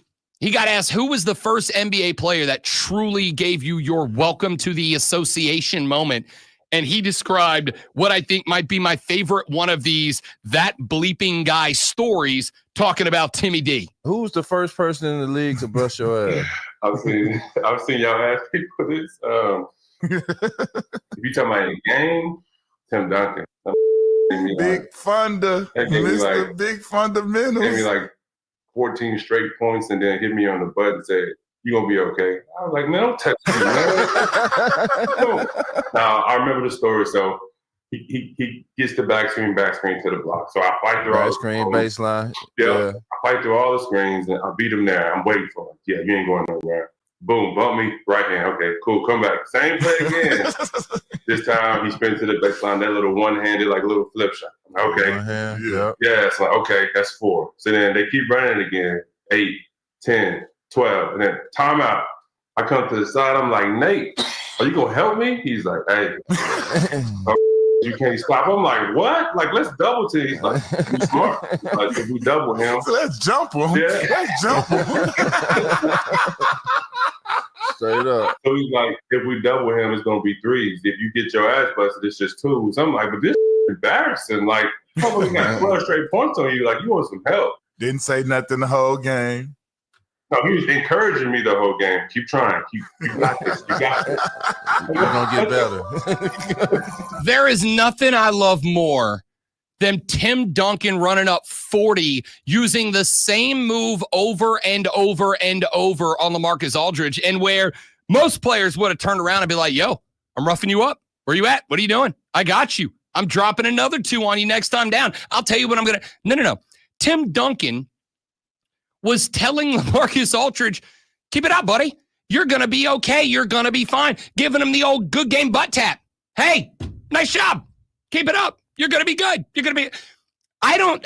What would get in your head more? A dude dumping 40 on it and telling you over and over again how, you were trash, you were garbage, he was going to dog walk you for another 40, or a dude dumping 40 on your head and telling you, "Hey, man, good game. You're doing great. Keep it up. Keep up the good work. Keep practicing." I had to tell you, man, I feel like that would make me go more insane, right? Like, it's one thing to have a dude just busting you up and telling you how garbage you are. It's another thing to have a dude tell you how, you're going to be fine. Tim Duncan was the best. All right, I got time for one more for you. Caitlin Clark last week. Yes, that one, the legend, the icon. Caitlin Clark last week was at a forum for women in sports, and they had some legends up there on the stage with Caitlin Clark, and they were going around and they were asking these women in the sports world, "What's your biggest fear? What's the thing that you're afraid of?" And there were some women giving great answers. They were talking about, being pushed to the side after doing all the hard work and being compared to, legends because there's only so many of them. And so, you're either compared with nobodies or the absolute legends. And they came to Caitlin Clark and they said, "Caitlin, what's your biggest fear?" I really don't like cats. Yeah. There was this black cat on my street growing up, and it was so mean, and now I'm scarred. So I'm scared of cats. So I'm sorry if any of you have a cat. I just don't. I like dogs a lot, but no cats. Caitlin Clark, noted dog guy, for the record. Number 2, I respect that take, because you got icons up there. In sports, athletes, broadcasters, whatever, and they're being asked about their biggest fears, and they're giving these wonderful, deep answers, and they come to Caitlin Clark, and she's like, "Cats. I'm afraid of cats. I don't like cats." And I respect that because what I took away, and I will acknowledge that I'm probably idealizing Caitlin Clark in this spot, but I went, she ain't afraid of nothing, dude. She's taken on everything. She's taken on the great players in college. She's taken on the great players in the pros. She's been beat up and beat up and beat up and beat up and beat up at the WNBA, and yet she keeps coming back for more. The second reason I love this clip is because Rob Brown is now going to share my irrational fear with you. Dachshunds, wiener dogs, terrified of wiener dogs.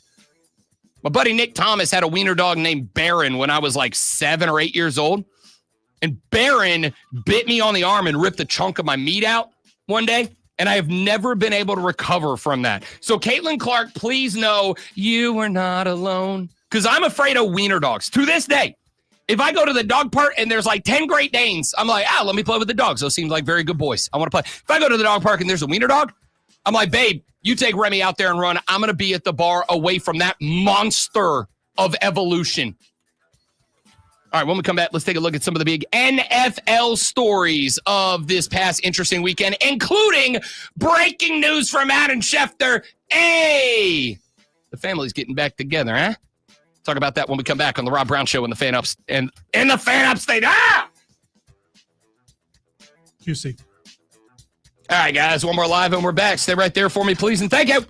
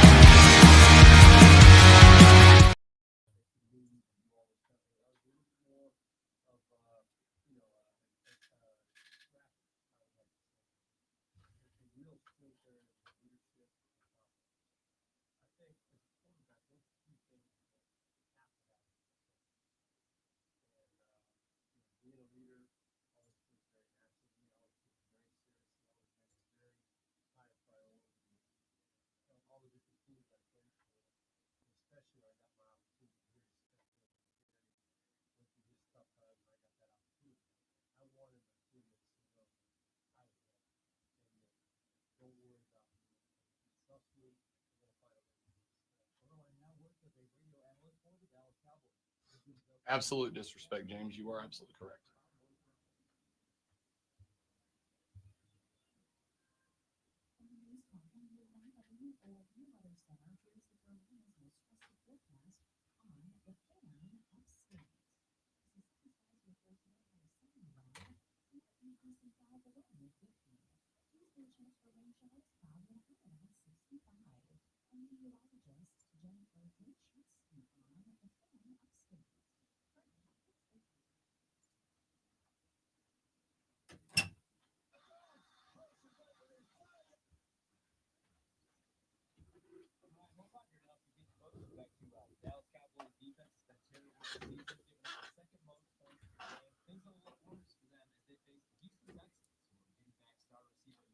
Kansas is going to beat Carolina by about 40. Kansas City, sorry. Kansas beat BYU, though. By the way, everyone asking, as I said many times, they weren't going to win them all. And they lost to Buffalo last year in the regular season also.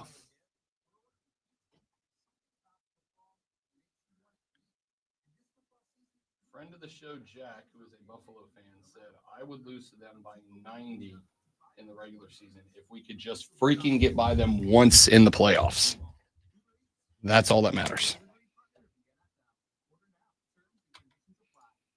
Got to make it to them first. Yup.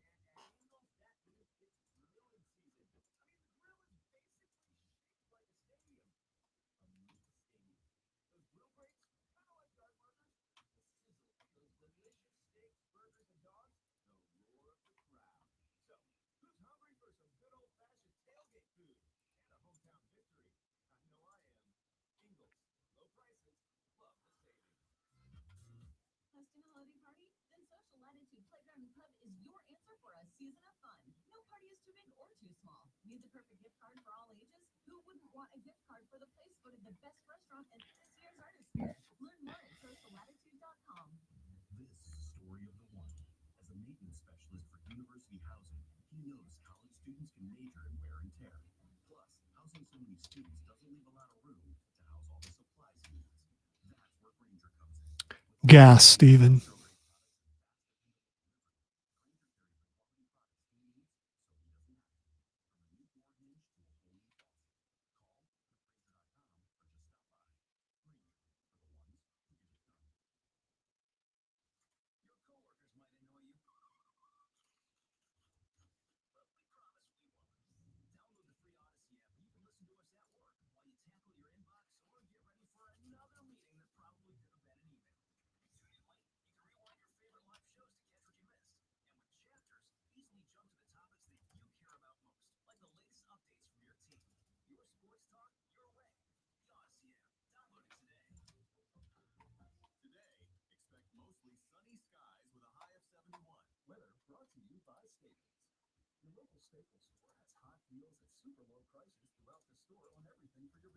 Save even more with the Easy Rewards program at Staples.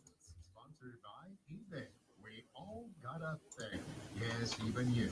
If you love fashion, car parts, trading cards, whatever you're into, it's on eBay. So go find the thing that keeps you up at night. eBay. Things people love. The Fan Upstate. Here's how to get in the game. On your radio at 97.7 FM, 1330 AM, Greenville. 97.1 FM, 950 AM, Spartanburg. Listen on your phone. Download the Odyssey app and search The Fan Upstate. There's a whole lot more to know about sound if you really want to go into something. Your smart speaker. Just say 97 Fan Upstate. On your HD radio at WFBC HD3. There's just one more thing. And on your computer at TheFanUpstate.com. Don't even check the clock. It's Rob Brown time. Now, weekday mornings from 6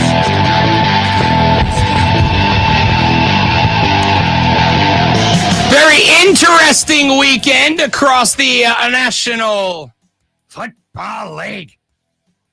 A lot of results to get into. And like I said, I think this weekend was a relatively defining weekend for a lot of teams around the National Football League.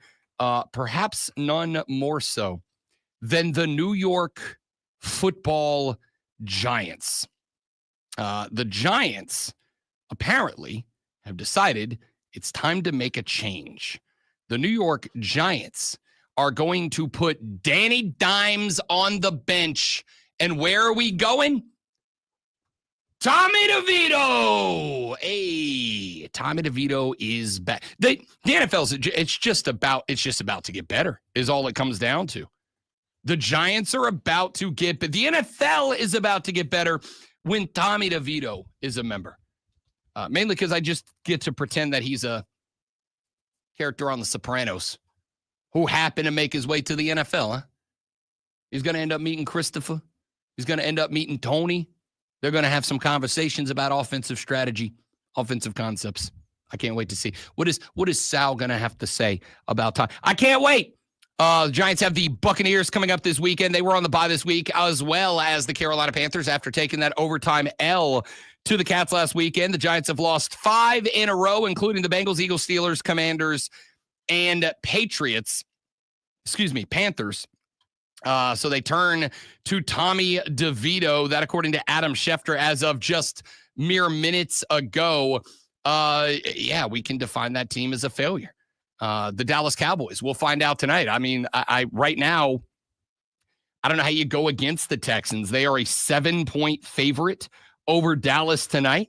If you're into that sort of thing and you're the type of person who puts change down, Houston -7, grab it before it goes to 7.5 because it will. Get it while the hook's out of play.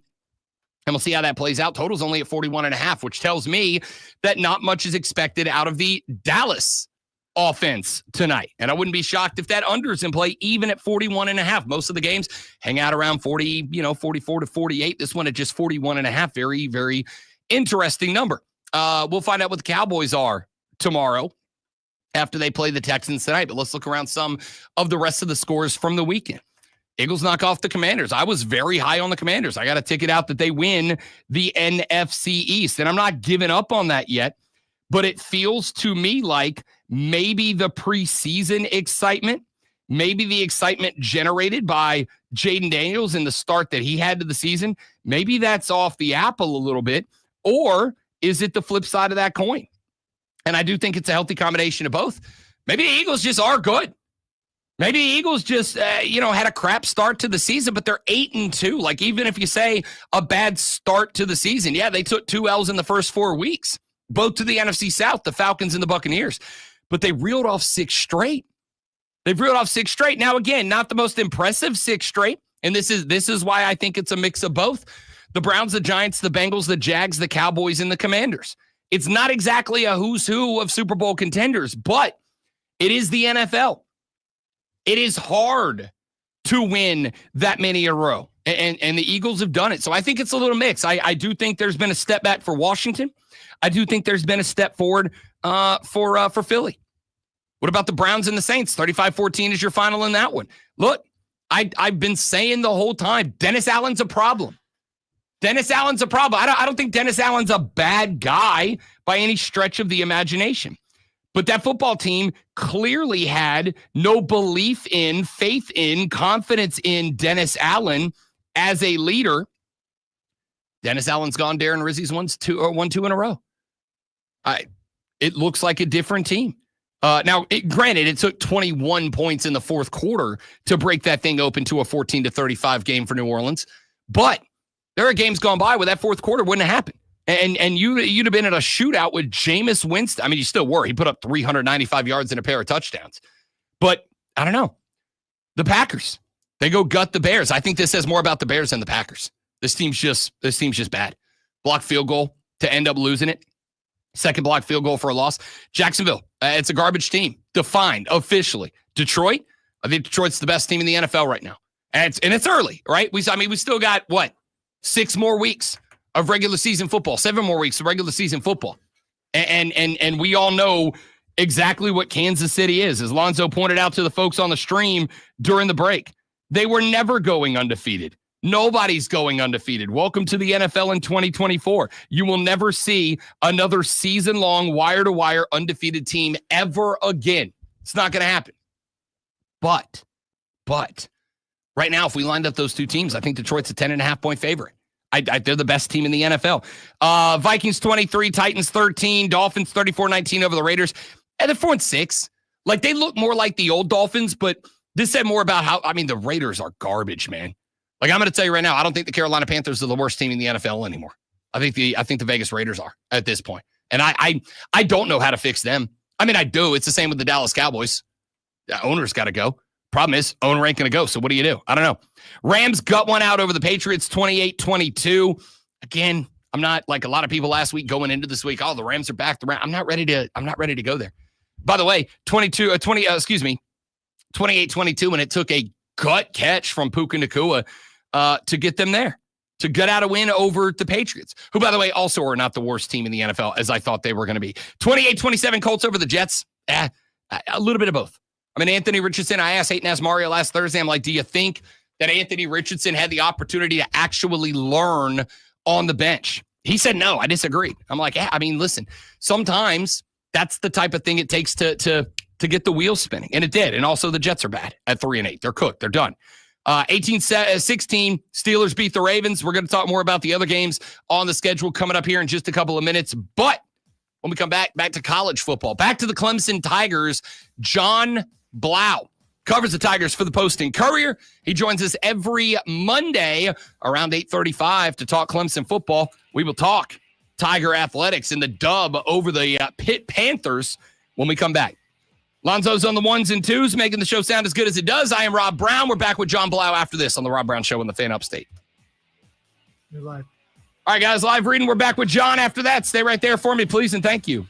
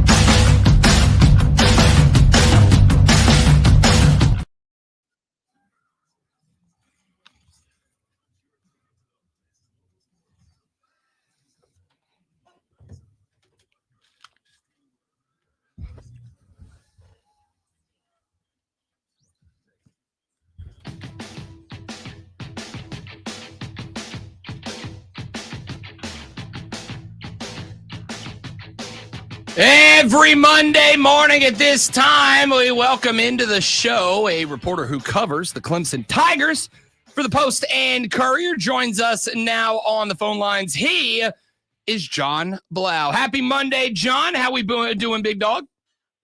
Doing good. How are you, Rob? I'm exceptional. Thank you very much. Appreciate it as always, my man. Let's dive right in as we always do. Clemson obviously gets a, let's say, exhilarating win over the Pitt Panthers on the road. We knew going in that Clemson, if they wanted to keep their outside looking in shot at an ACC title game appearance on the line, they had to win. If they wanted to keep their opportunity at an at-large playoff bid alive, they had to win this game, and win this game they do, maybe a little bit closer than we would have liked for a team that style points certainly can't hurt the team right now. What's your 30,000-foot view with a couple of days in the back pocket to look at this team in this game?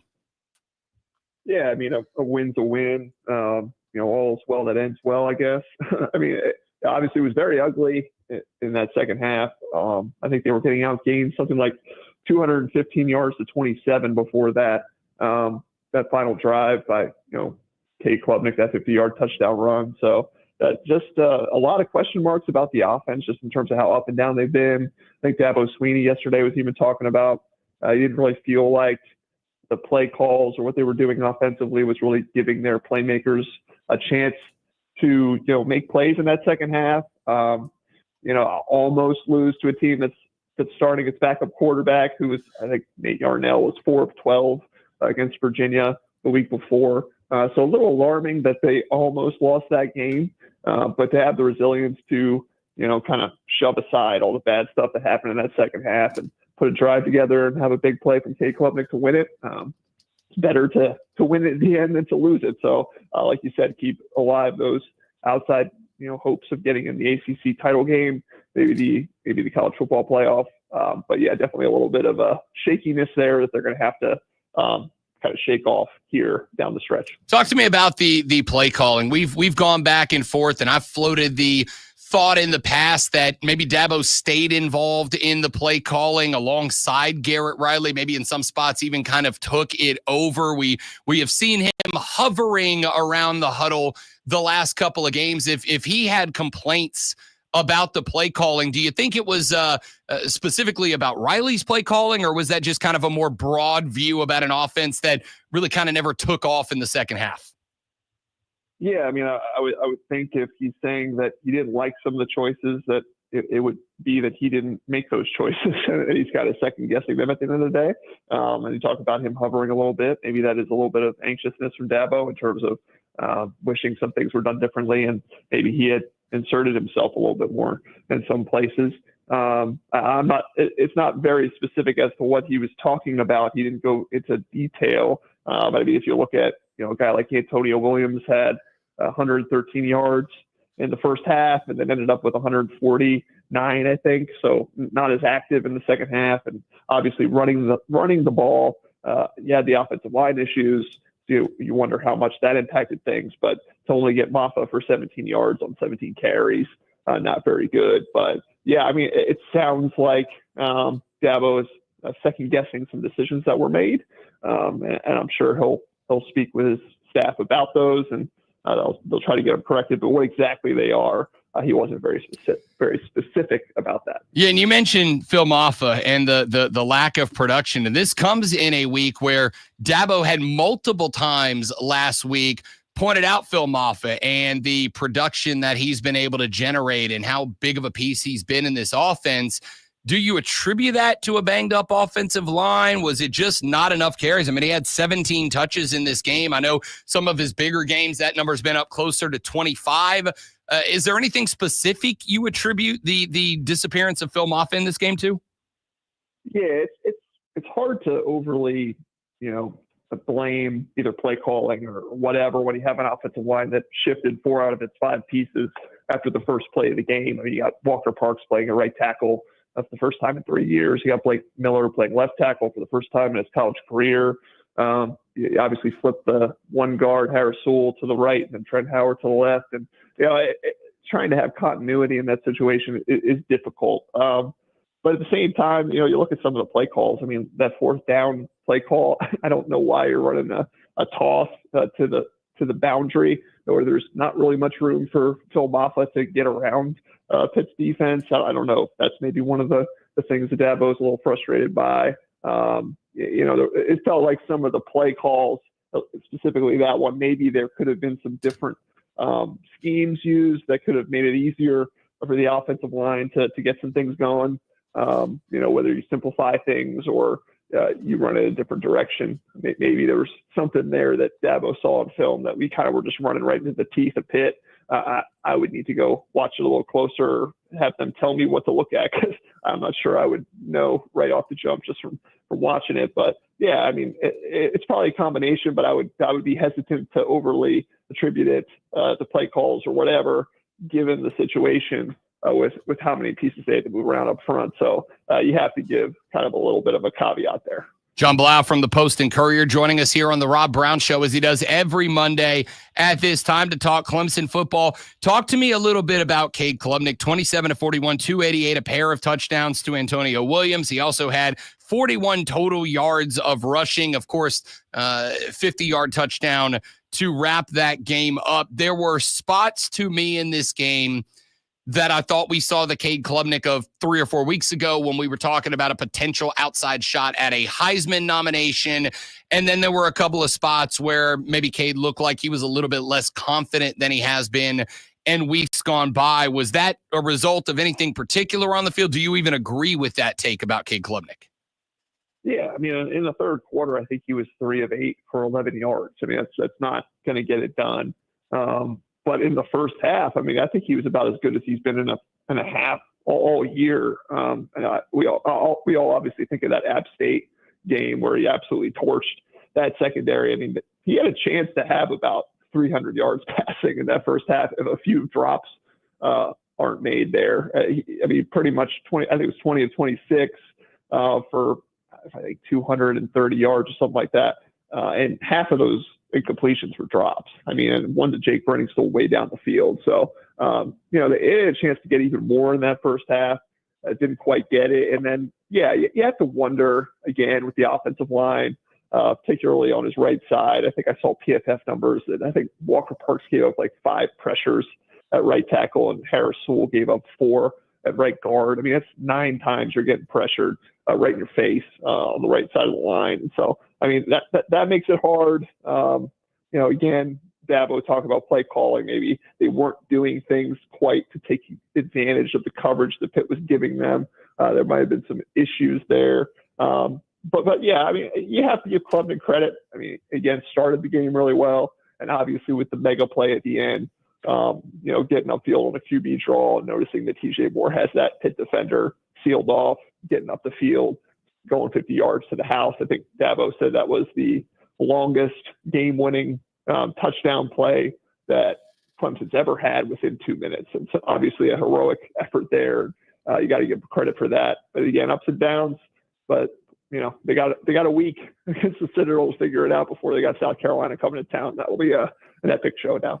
Yeah, especially considering what we've seen out of South Carolina, 3 consecutive wins over top 25 teams and seem to be a team that is developing. Let's ask about Clemson in that regard. Is this and I do think it is important, John Blau, to point out that, yeah, it was an unranked Pitt Panthers team. Yeah, they were on a 2-game losing streak. One of those 2 games was to a pretty good one-loss SMU team. The other one was an almost inexplicable loss by less than a touchdown to Virginia. This was not a bad Pitt Panther team that you were in a dogfight with, and you gutted out a win, which I think is the most important thing. But do you feel like Clemson has regressed a little bit from where they were riding high a handful of weeks ago? And if the answer to that is yes, which if it's not, totally understand, but if it is, what would you attribute that to? Is it injuries? Is it coaching? Where kind of, how are you viewing all of that right now? Yeah, I mean, I would think you would have to say they've regressed a little bit, but again, everything goes back to it's not sexy to talk about, but like up front, the offensive line and the defensive lines, you've got people out. I mean, you're missing your left tackle and your left guard, and you have to move everybody around. You had a true freshman starting left tackle goes down. You look at obviously the defensive line. They got Peter Woods back. That was huge, and that helped there. But obviously, you're missing DeMonte Capehart.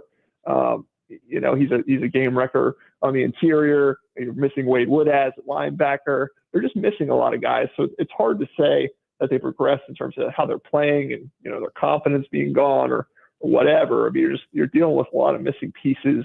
I think it's hard to overly state that play calling or coaching or whatever. And like you said, Pitt, not a bad football team. Obviously missing their quarterback Eli Holstein. I think that made it a little more alarming. I think everybody thought that Yarnell kind of wouldn't be able to throw for 350 yards, and he did. And that actually might be the most concerning thing, that the secondary is giving up as many yards as they are.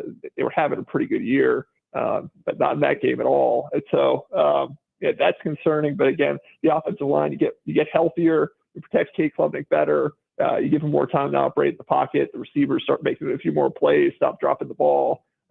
You can get right back to where you want to be, even though, again, I just mentioned 1,000 things that aren't so good. So they got to fix those things. But yeah, I guess long story short, there are definitely some extenuating circumstances. But again, that South Carolina game will prove a lot about what Clemson is this season and kind of the trajectory of the program, so to speak.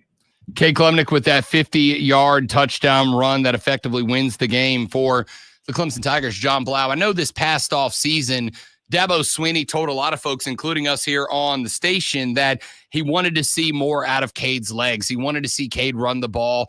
Don't really see a ton of designed runs for Cade Klubnik. Do you think after that scampered? I know Pitt was in a prevent defense. They had guys drop back to the goal line, and it opened up the field a little bit. But do you think we'll see a little bit more out of the legs of Cade Klubnik now that he showed that he can go on a scamper like that one? Yeah, I mean, I think we've seen it. I mean, even going back a week earlier, I mean, the amazing play he made, kind of rolling out of that cornerback blitz of Virginia Tech and hitting TJ Moore down the field. That was a designed QB draw. I mean, they're running, QB draw and plays like that for him all the time. And so, yeah, I mean, he's proven it. He's almost doubled his rushing yards from last year. I think he was at 180 something last year. He's at over 340 now. And so he showed he can do it. I mean, he's an effective, runner. He has more contact balance now than he used to. Obviously, when he first got to Clemson, he was like 180 pounds, and now he's 210, and he runs with a little more authority now. I think that's something that they've been doing. They're going to continue to do. It stresses defenses in a way that obviously helps him. It helps Phil Maffa. It makes you a little more multidimensional. So yeah, we'll definitely see it. It's definitely a way that he's improved. And yeah, that 50-yard touchdown, that was a big time play. He kind of showed off the speed that he's always had. I think he was like a 100-meter, 200-meter guy in high school and track as well. So always been fast and still is. John Blau covers the Clemson Tigers for the Post and Courier. You can find him on X at John_Blau, BLAU. Joins us every Monday at 8:40 to talk Tiger football. My man, John, great to have you, buddy. Appreciate you stopping by. As always, we'll talk to you a week from now, man. Sounds good. Thanks, Rob. You got it. John Blau from the Post and Courier talking Clemson football as they get the dub over the Pitt Panthers 24-20. It moves Clemson to 8-2 on the season. They get set to take on the Citadel this weekend in a tune-up match before they take on South Carolina in what is becoming an increasingly more important Palmetto Bowl on Thanksgiving weekend. At this point, assuming that neither one of these two teams, Carolina or Clemson, gets upset this weekend, that Palmetto Bowl could be considered a playoff eliminator. You're looking at a South Carolina team that is going to have 3 losses, but as we've pointed out before, you know how the committee feels about Southeastern Conference teams. You get some bonus points, may benefit the Gamecocks. On the flip side, Clemson with that win over a team that had just made its exit from the playoff top 25, that win's not a bad one for Clemson. Are they on the outside looking in for an at-large bid? Probably. But we had a little chaos this weekend in college football. Would Clemson, for instance, maybe be able to jump ahead of a one-loss BYU team? Possibly. Could that be enough to get them in? Possibly.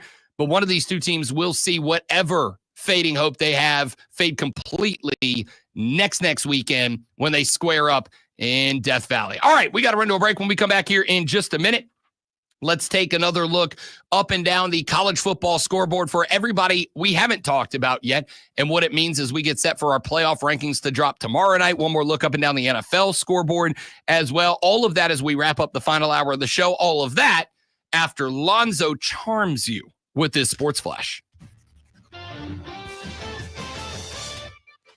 In the third quarter, the Chargers held a 21-point lead. In the fourth, they needed a 29-yard touchdown with 18 seconds left on the clock to finish off a 34-27 victory over the Cincinnati Bengals. Justin Herbert went 17 of 36 for 297 yards and 2 touchdowns in the win. South Carolina's women's basketball team doubled up the ECU Pirates in a 95-44 win. Chloe Kitts led the Gamecocks with 14, while Joyce Edwards and Malaysia Wiley each contributed to a dozen off the bench. South Carolina is 4-0 to start the season. Make sure you tune in this Friday at 7 o'clock as the Burns Rebels continue their run in the playoffs. Big win this past Friday. This week, they're taking on the Spartanburg Vikings rematch of the game earlier in the year. It's Burns versus Spartanburg right here on your home for Burns Rebels football, the Fan Upstate.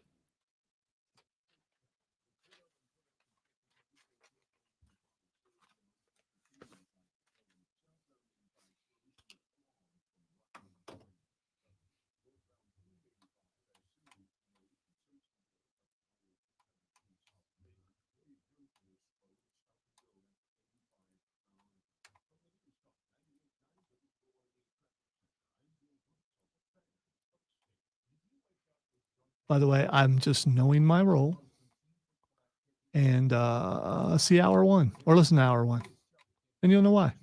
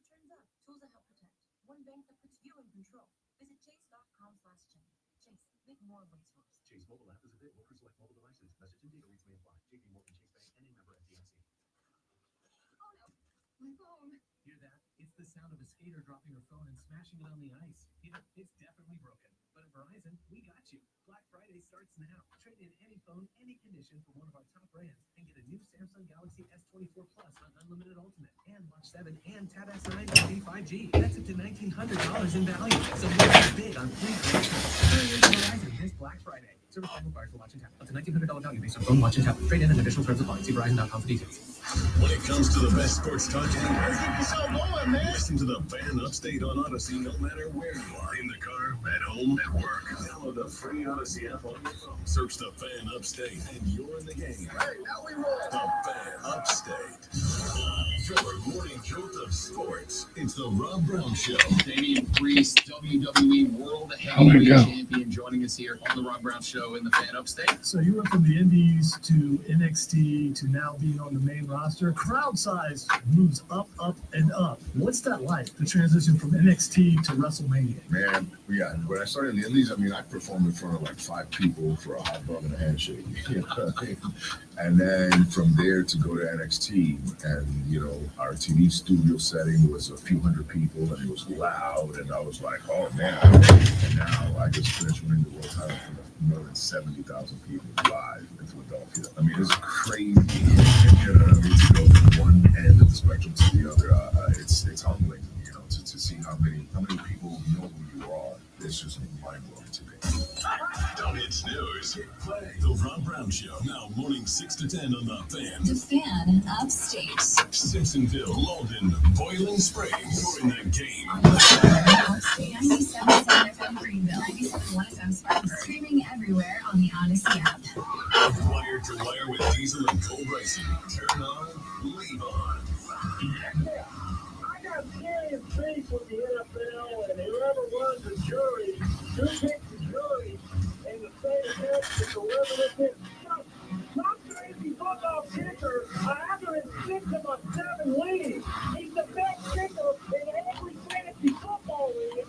And now, I've got to go figure out how I'm going to replace the best kicker in football for possibly a week. It could be up here. Why is an NFL player being selected on a jury in the middle of the football season? It's football season. You know, I'm struggling to pick jury for the NFL. Wire to wire with Diesel and Cole Bryson. Turn on, leave on. Afternoons 3 to 7 on the Fan Upstate. When it comes to the best sports talk anywhere, so on, man. Listen to the Fan Upstate on Odyssey no matter where you are. In the car, at home, at work. Download the free Odyssey app on your phone. Search the Fan Upstate and you're in the game. Hey, now we roll. The Fan Upstate. WORD Spartanburg. WCHD3, the official sports voice of the Upstate Fan. Odyssey Sports Station. Hey, check this out. For an official Rob Brown rundown.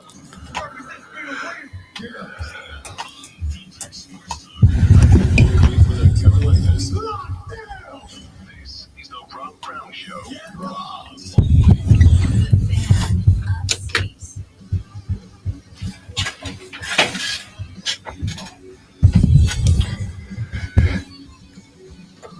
Final hour of the Rob Brown Show starts right now. Welcome back, ladies and gentlemen. The great Malonzo, Rob Brown, with you for one more hour. We turn it over to Bill Ryder of Ryder Than You. He turns it over to Jim Rome from noon to 3, and then from 3 to 7, you get Cole and Diesel, wire to wire, this evening. Of course, Cole Bryson creating a little viral moment for one Shane Beamer this weekend, pointing out to Shane that his team, for the first time in school history, had won 3 consecutive games against top 25 teams. Shane asked him to say it again because he liked it so much. Excellent line of questioning there from Cole Bryson that gave Shane Beamer a little moment in the sun, a little virality in the best kind of way. We've talked a lot about Carolina and Clemson so far this morning. Thanks to John Blau for joining us in that last segment to talk a little Clemson footy with us, as he was kind enough to do. Now, let's take a look at some of the other collegiate football games that took place this weekend, because there was no shortage of impactful results from around the landscape, and no shortage of games that matter this weekend as well. Taking a look back At week number 12, the Oregon Ducks survive, man. Rally in the fourth quarter to knock off the Wisconsin Badgers 16-13. Your final, one of the least impressive games that the Ducks have played so far. Dylan Gabriel, 22 of 31, 218 yards, no touchdowns, one interception. The Ducks did run for $136 on the ground, but Teddy Walker ran for 97. The Badgers ran up 130. The Ducks, shockingly, won this game defensively. Braden Locke was held to just 96 passing yards on 28 efforts. 12 of 28 was his final line, one touchdown and one interception. But it really came down to the fourth quarter. It came down to Oregon on a rally. They were trailing by 7 as Wisconsin fans were jumping around to open the fourth quarter, and the Ducks handled their business in front of a sellout crowd, dominated the final period, put 10 points up in order to rally from a 13-6 deficit to win 16-13 was your final. The kicker for the Oregon Ducks name is Atticus Sappington. That might be... There's no third or June. Nope. Okay, all right. Nope, which I'm shocked by. No Esquire. I feel like we have to give him something. Like you can't end the name Atticus Sappington with just Sappington. That man needs a title. Like if you're Oregon, don't you immediately just give that guy like an honorary doctorate's degree so he can be Dr. Atticus Sappington? Or give him an honorary legal degree, as Lonzo pointed out, so he could be Atticus Sappington Esquire. It must be said with a title, and I assume a bit of an accent of some type, preferably like colonial British, I think would be fine. Anyway, Atticus Sappington was able to step into it and break the tie with a field goal that would send the Ducks back to the number one spot in the AP Top 25.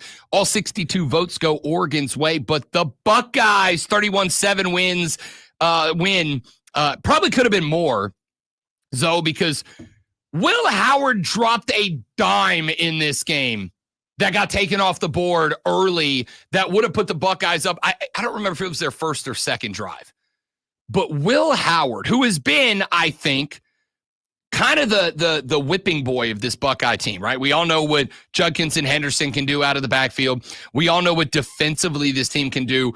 The reason that folks had been sleeping on Ohio State has been Will Howard. Zoe, your thoughts on Will Howard this weekend? 15-24, 247, 2 touchdowns, no interceptions. To me, he stepped up from game manager and actually looked like a quarterback. He is having moments of steps forward compared to the first couple games of the season, followed by small steps back. I mean, not huge steps back, but every once in a while it's like making some small mistakes that make you think, oh no, week one guy is still in there. But for the most part, I've been pretty happy with his play and everything that he's done. We're going to find out if he has indeed made taken a huge step forward when they play real or pretender team coming up this week against Indiana. I disagree with nothing. I disagree with nothing from that take. I think Zoe's spot on. I think that Will Howard's shown it's in there, right? He dropped when I say dime, I was on Bet for the Cycle on Saturday when that pass dropped, and I stopped the show to talk about it. I was like, yo, hold on. Will Howard just did something we got to talk about, because Will Howard dropping that pass, dropping that dot, dropping that dime, dropping that dart in that moment early when, again, it was very early in the game. It wasn't like Northwestern was, looking like they were going to somehow make this a contest. But dropping that dot in that moment, to me, I was like, maybe he can be a dude. Maybe he can be a guy. And again, was it a spectacular showing? No. But they didn't need it to be, right? Now the question mark is going to be, I agree with this part of Lonzo's take as well. Indiana has statistically, one of the best defensive front sevens in the Big Ten. In terms of rushing defense specifically, Indiana is inside the top 10 in just about every defensive metric against the rush. And I do think that you have to clarify that, but against the rush. So when I look at this team, my thought becomes, if they are able to limit, not stop, but limit Quinshon Judkins, Travion Henderson, limit these two cats out of the backfield, can Will Howard save you? Because I do think in order to limit those two, you have to sell out on those two. And for the record, this isn't just Indiana.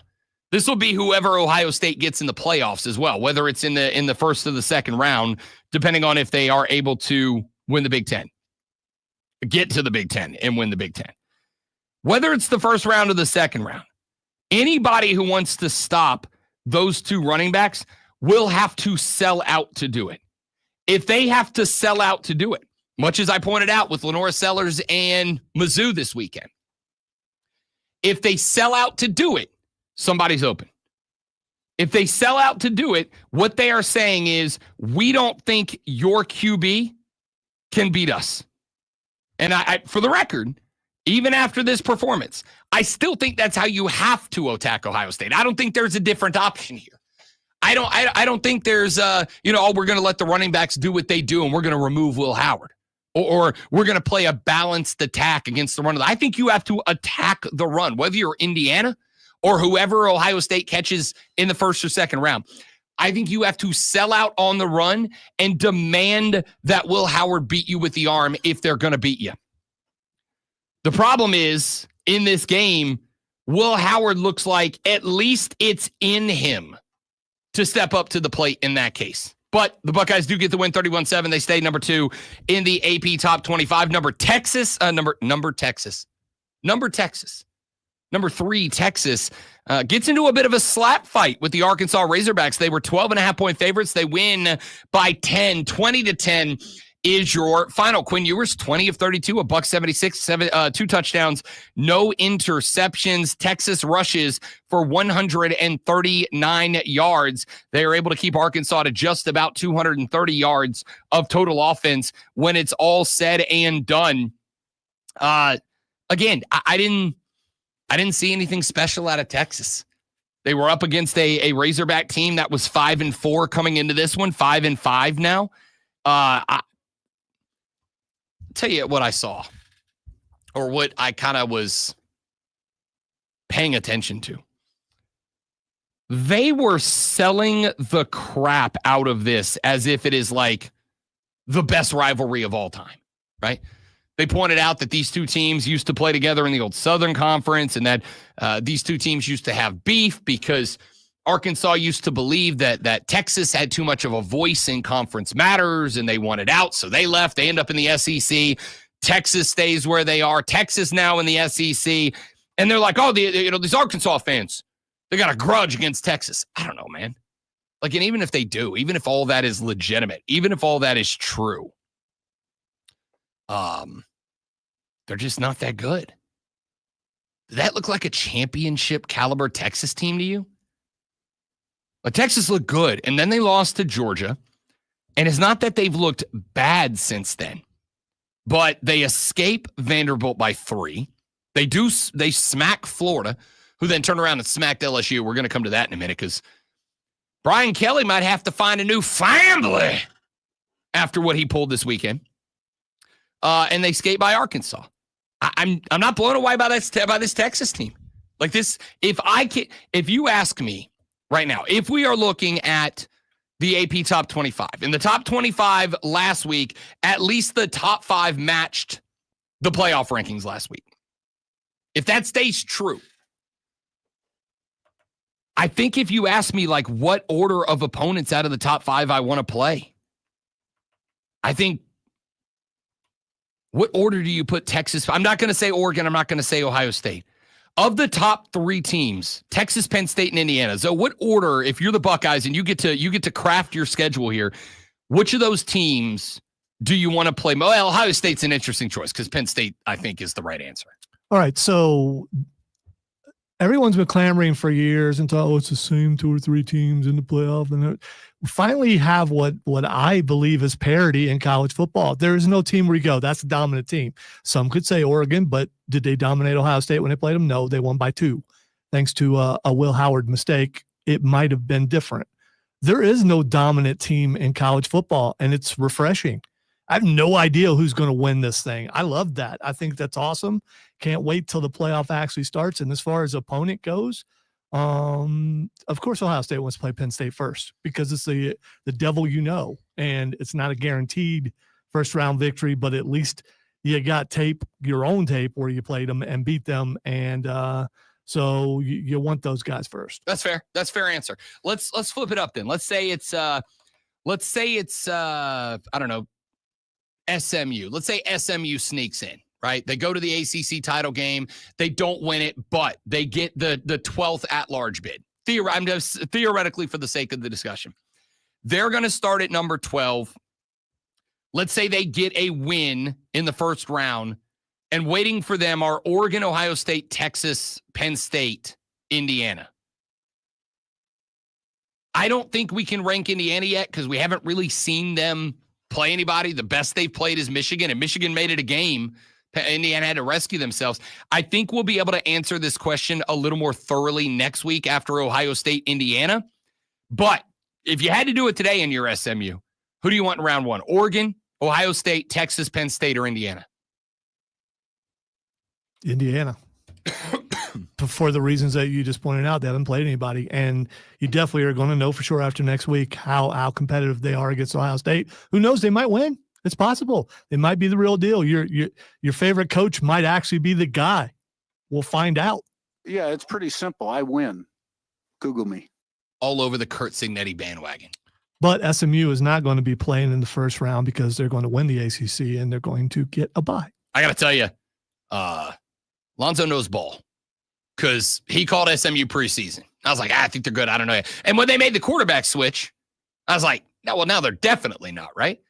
Like what's the last team that made a quarterback switch not due to injury that went on to win a conference championship? I'm not saying there never has been one. I just don't know off the top of my head. I was like, oh, they're cooked. They're cooked. And yet here they are at number 13, 9-1, got another win this weekend on the road. And SMU is, I think, on their way to an ACC title game. SMU really doesn't have anything left in the regular season that scares me. They got Virginia and Cal. They should win both of those games. That's ACC title game. Miami, who is the other team in the driver's seat for an ACC title game, has Wake and Syracuse left. I'm going to keep it a buck with you. That Syracuse game scares me a little bit for Miami. That Syracuse game at the end of the year scares me a little bit. Wake Forest, interesting. Wake Forest always seems to have an upset in there somewhere for somebody in the top of the ACC. But that Syracuse game, Fran Brown is not a joke. Not a joke. Syracuse, not a joke. Kyle McCord, not a joke. They're not great. Not great. Good enough to upset Miami if Mario Cristobal doesn't have that team ready to go, as he has historically not in games like that one. That's the game Clemson's looking at, right? Because if Miami loses that game, Clemson's got an inside track at that point. So we'll see it, assuming they beat South Carolina. So we'll see how that plays out. All right, let's run to a break. When we come back here in just a minute, we'll take a look at some of the other top 25 results, including one of the unbeatens falling from the ranks this weekend. Penn State made some noise with their win. Georgia gets it done over Tennessee, who was ranked higher than them. We'll talk to that. And a texter just asked a question, said, Rob, do you believe a 3-loss South Carolina team gets into the playoffs over a 2-loss team with a weaker strength of schedule and fewer ranked wins? That's from Ty Duncan. Ty, I will answer your question when we come back on the Rob Brown Show in the Fan Upstate.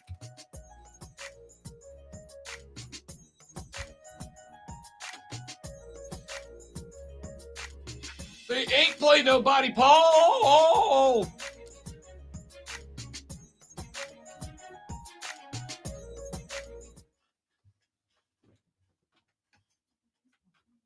I'm not sold on Texas.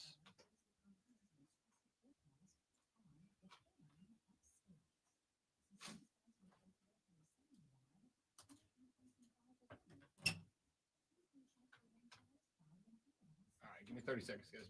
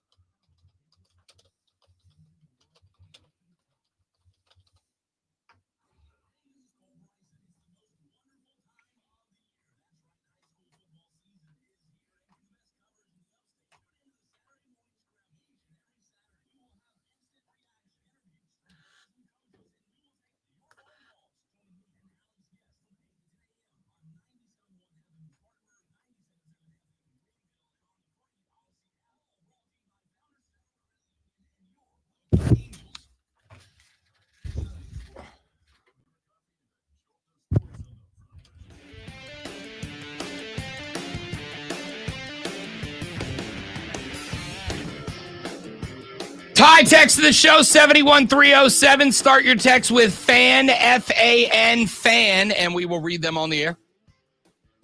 Ty texted the show, said, Rob, do you think a 3-loss South Carolina team can make it in over a 2-loss team with weaker strength of schedule and fewer ranked wins? Do I think they can? Yeah, I do. And I don't think there's any think about it.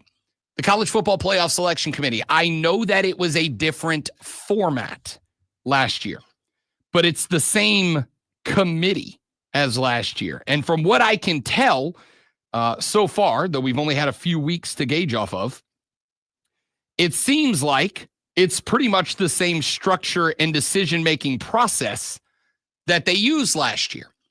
And last year, and I know a lot of you want to qualify it with different reasons, but I've said what I said and I stand on it. Last year, Alabama got in over an undefeated Power 5 champion Florida State, and I believe they got in on brand power. I believe they got in on the brand power, not just of Alabama football under Nick Saban last year, but I believe they got in on the SEC branding as well. I don't think the Playoff Selection Committee, I don't think the college football playoffs, and I don't think ESPN and the television networks that run this thing were going to have a playoff without an SEC team in it. It's the biggest brand of any brand in college football. So I think brand matters. Now, the question mark is going to be, because South Carolina does not have the brand as a football team that Alabama has, the question mark is going to be, which 2-loss teams are there? And are there enough spaces, right? Because as it stands right now, the 2-loss teams that you would have to jump, assuming none of them lose another game, would be Alabama. Do you think they're going to take the Gamecocks over 2-loss Alabama? No. Ole Miss? No. That gives you Lane Kiffin. Georgia. You're not jumping Georgia. Would they take you over a 1-loss Boise team? Probably not. A 2-loss Boise team? Absolutely. But if Boise loses the second game, they will tumble down the rankings. Would they take South Carolina over a 2-loss ACC program who does not win their conference championship? No. Or excuse me, yes. But will there be one? The only team it could be would be either Miami or SMU. Would you take a 3-loss South Carolina team who did? This is actually, and I think this is a fair question. Zoe, do you think there is a path to the playoff for a 3-loss SEC team over a 2-loss ACC team who participated in the ACC title game and that was their second loss? Is there a doorway for South Carolina in that situation? I think maybe it depends on how poorly they played in the ACC championship and also which team it is. If it were Clemson, Clemson still has a shot to get in. If it were Miami, Miami still has a shot to get in. I don't know if anybody else does. If SMU goes and they lose, they're not getting in. If SMU loses to Miami by, say, a walk-off field goal, I don't know if you're jumping them. If SMU loses to Miami by 28, yeah, you jump them at that spot. I absolutely do believe that. You have a potential 2-loss SMU. I think you have to say, would you if Texas A&M doesn't win another or doesn't lose another game, they're 7-2. Carolina, assuming that they are, they move up. Because again, you still have a lot of teams ahead of you. You do have a 6-3 Louisville team ahead of you. And I'm looking at last week's rankings. Obviously, these are going to be shifted a little bit tomorrow night when they drop based on wins and losses. But you got a 6-3 Louisville team ahead of you. This is a Louisville team last week, Louisville team that just lost to Stanford. They're going to fall, right? You have Clemson ahead of you right now. Clemson's not going to fall after their win at Pitt. So would a 6-3 South Carolina team go ahead of a 2-loss Clemson team? Doesn't matter. They got to play each other. If you don't beat them, this conversation's irrelevant. If you do beat them, you hand them their third loss, and your schedule is big. The point that I'm making here overall And obviously the reason I got to go off of last week's rankings is because this week's don't come out until next week. South Carolina, in my opinion, doesn't have the football branding as a school, as a program that Alabama had last year, but you do have the benefit of having the SEC branding behind you.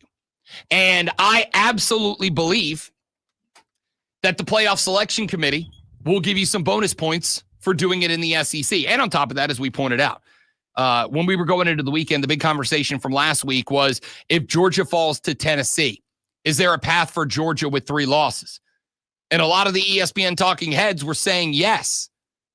And my response to that was, if Georgia has a path, and this is another jewel in the argument of why I've been saying branding matters a lot. If there was a path for Georgia with 3 losses, as everybody at ESPN was going off about there being, then there's got to be a path for South Carolina with 3 losses, especially considering those 3 losses, all 3 of them, by the way, to ranked teams, all 3 of them to teams in the playoff hunt. You lost to LSU by 3. You lost to Alabama by 2. A combined 5 points of difference between 2 top 25 teams. Now, LSU hurt you a little bit by getting smoked by Florida this weekend, but you can also make the argument you kind of started the downfall of LSU by beating the crap out of you. Lost the game, but by making it a physically imposing game. Ole Miss got the win over Georgia, handed them loss number 2. That helps you out a little bit. Texas A&M is right back into the hunt where they were. So overall, could a 3-loss South Carolina team find their way in? Possibly. I do think you'll need some style points against Clemson. I think you'll need to go into their house and you'll have to beat them. I think if you walk out of there with a 1-2-3 point win, probably not as much of a chance as if you go in there and you beat them by 14 or 15 or 16 or 17. Joey B popped up in the Facebook chat. He said, I can tell you this, if Clemson loses to South Carolina, who then make the expanded playoff before them, that will make Clemson ask a lot of very difficult questions they've been avoiding for a couple of years now. I don't disagree with that take at all. When the 12-team playoff rolled around during this past off season, there were a lot of shows that asked the question, which schools benefit the most from the expanded playoffs? And just about every one of them said the Clemson Tigers, right? This is a team, especially after what happened last year to Florida State, this is a team that does not have a lot of error to work with, not a lot of margin to take an L and still fight their way in when there's 4. There's a lot more breathing room when there's 12. But that loss to Louisville has the potential. And I said this, we go back a couple of weeks to that L. I said that week because it was the same week as South Carolina's win over Texas A&M. We started the show on Monday, and I said, I think these 2 the win and the loss here, I think they are program-defining results.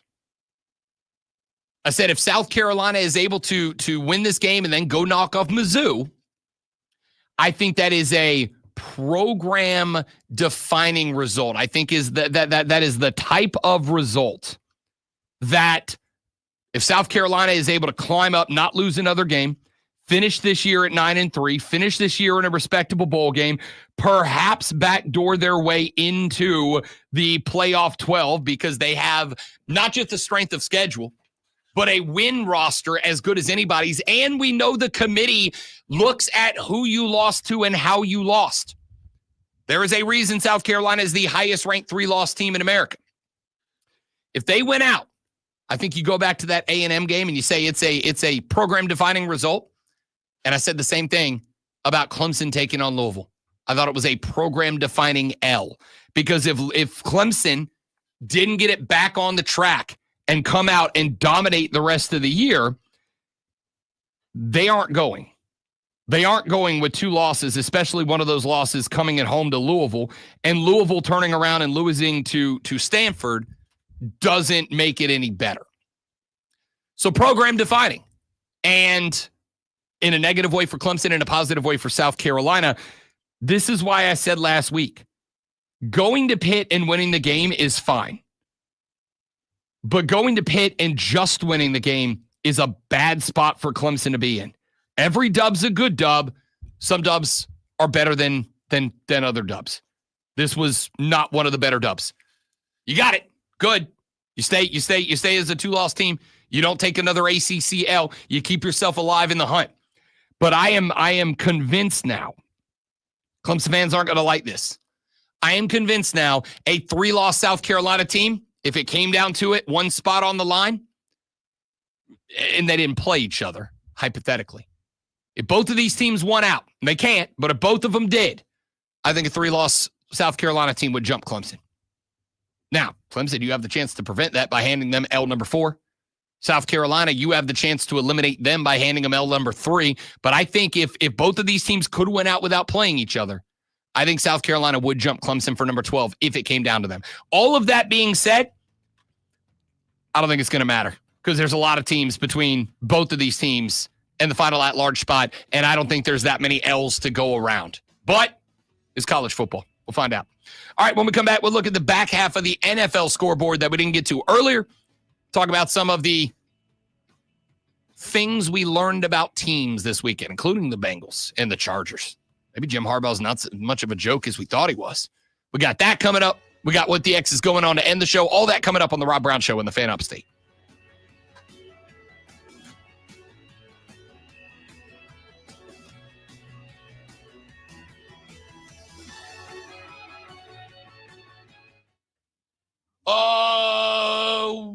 Probably not, William.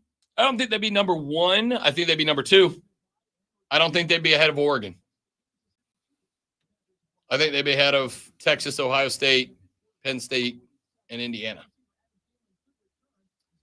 That loss, which is, I genuinely think, the worst loss of any one-loss team, could be a problem. That being said, if you win out, you're in.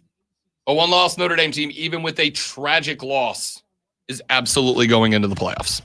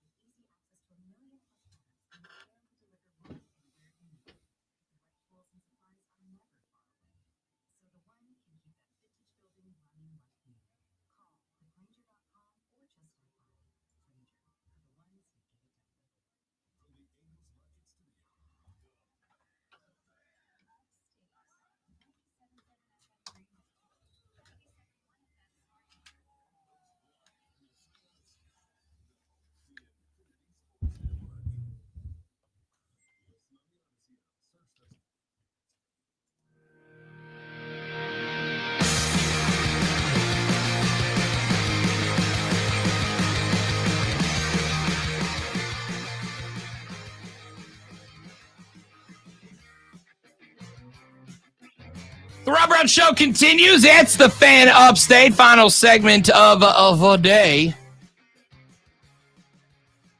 Get back to talking NFL football for just a few minutes here. We have looked at the early results from yesterday. Let's look at the later results from yesterday.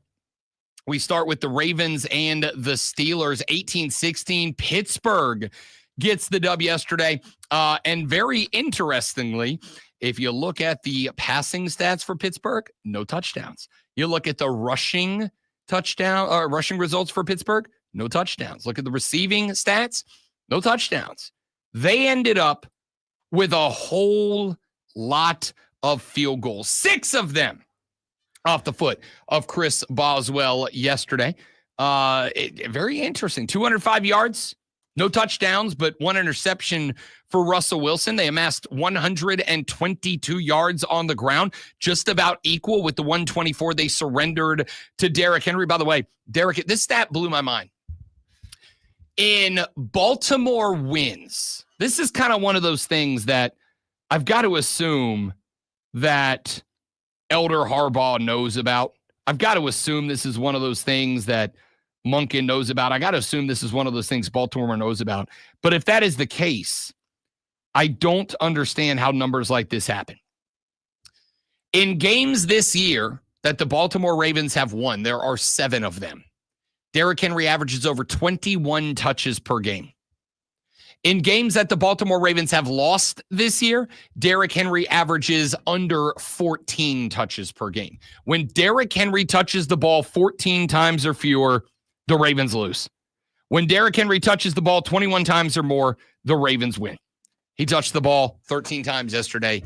The Ravens lost. The Steelers, on the other hand, did what they're going to do. They're just gonna sustain drives. They're going to grind them out.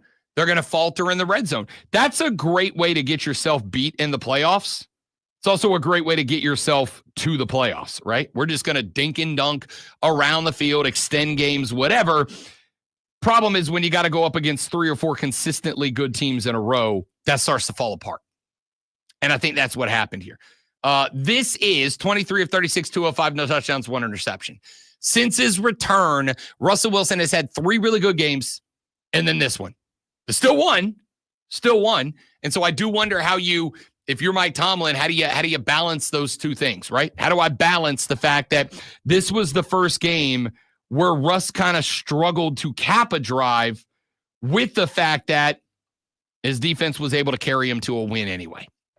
They gave up 7 to Baltimore in the second quarter. Baltimore did not get back into the end zone after that. What are we going for here for Pittsburgh? I don't know how I feel about, we talked about the Chiefs last week coming into that game against Buffalo this weekend at 9-0. And I said, look, on one hand, it's probably the least impressive 9-0 team I've ever seen. On the flip side, that's not exactly an extensive demo to talk about, is it? Not a lot of 9-0 teams in recent memory. So if you're the least of a group of a handful of teams, and by the way, your franchise is like a solid chunk of those teams.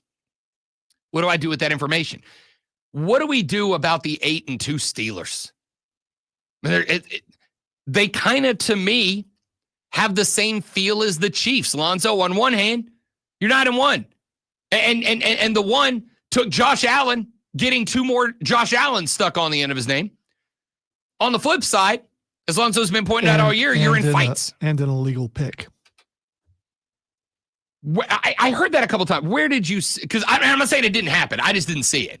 I wasn't watching. Well, when a receiver comes across and you know what a pick is. Yeah. The pick happened. Look it up. It's and it was never called. I mean, it was a mugging. It wasn't like a glance. It was straight up run into to the point where you can't say, oh, oops, I didn't see him. And even if you did, it's still illegal.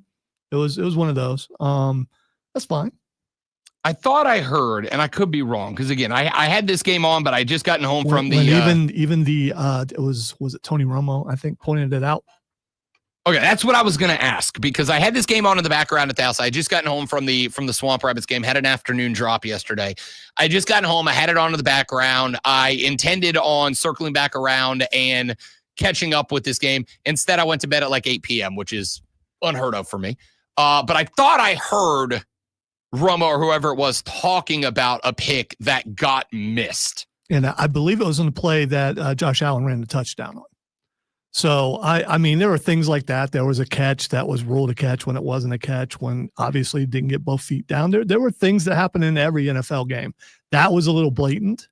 And there's a celebration online right now that the Chiefs magic finally ran out. But as I told you last week, there are two places you do not want to play a game because the refs are on your side. That is Baltimore and that is Buffalo. So, you know, they couldn't beat the refs and they didn't play well and they lost. But it was a blatant pick. It really was a really bad pick if you look it up. I'm going to go back and find it because, again, I watched effectively the highlights, and shockingly, that didn't make the highlight list. Can't imagine why. That game, and we'll go ahead and jump over to that game because that obviously was to me, the biggest game of the weekend yesterday. And again, I also have to point out, I think we have to point out that this didn't matter because Buffalo's beaten Kansas City in the regular season plenty of times. Plenty of times. Just can't beat them in the playoffs. I saw the prognostication earlier on the social media that's it. The Chiefs are done. The L streak starts now. I might relax on that a little bit. Kansas City's MO has never been to attack the regular season for an undefeated run. They want to win. They're going to fight. They're going to play good ball. But their MO has always been play hot into the playoffs, right? Play hot into the playoffs. Get hot at the right time. How many times have we seen a team that is white hot mid-season, and then unfortunately they lose the mojo with 2-3 weeks left to play in the season, and by the time you get to the playoffs, this team is just not white hot anymore, right? That's never been Kansas City. It's one of the most remarkably consistent franchises in the regular season. As Lonzo's been telling you all, they're not going undefeated. They're going to drop a game, maybe 2, maybe 3 down the stretch. But they'll get hot when it matters. That's what they do. I have seen plenty of people talking about the demise of Patrick Mahomes. And it's almost like you kind of sit back and you chuckle a little bit, right? I was texting back and forth last night with a couple of people at the end of that game when Josh Allen ran it in.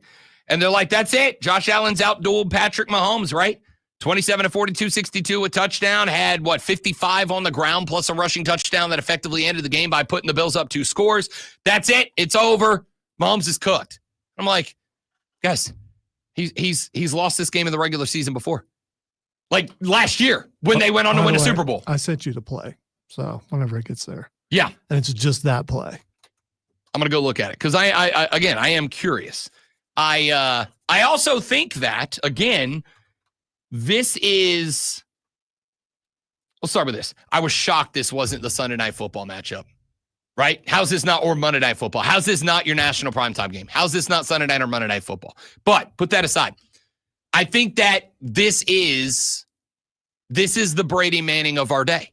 And I think the NFL knows that. And I think they treat it this way. This is why I've said, like, if there's a game that I don't think the whistles are going to come into play today, this would have been it.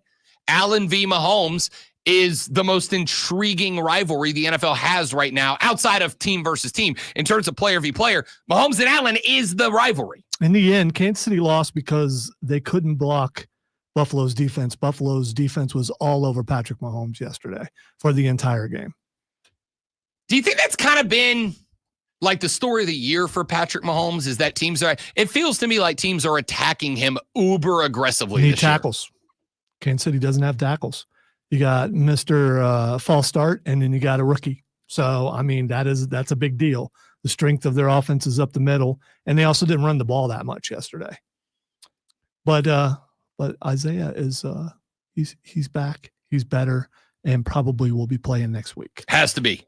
You ran the ball 17 times. And by the way, this is interesting.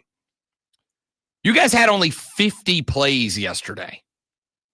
Buffalo had like 71.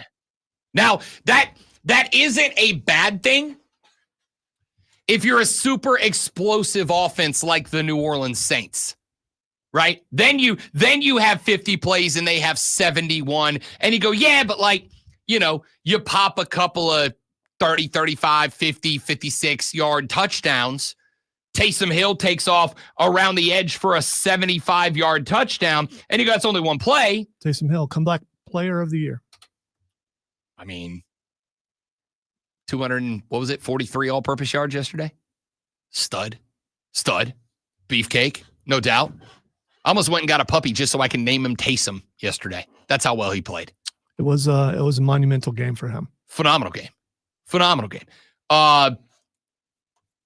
If the team is, I'm not worried about 50 plays if you've got 38 points on the board, 42 points on the board, right? Because then you're going, okay, a lot of these explode. When you have 21 points on the board, when they have 30 points on the board, and they have 21 offensive snaps more than you do, what that says to me is you're turning the ball over and you're going on a lot of 3-and-outs.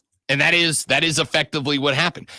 This offense does look different if Isaiah Pacheco's out there. Kareem Hunt had 14 carries for 60 yards.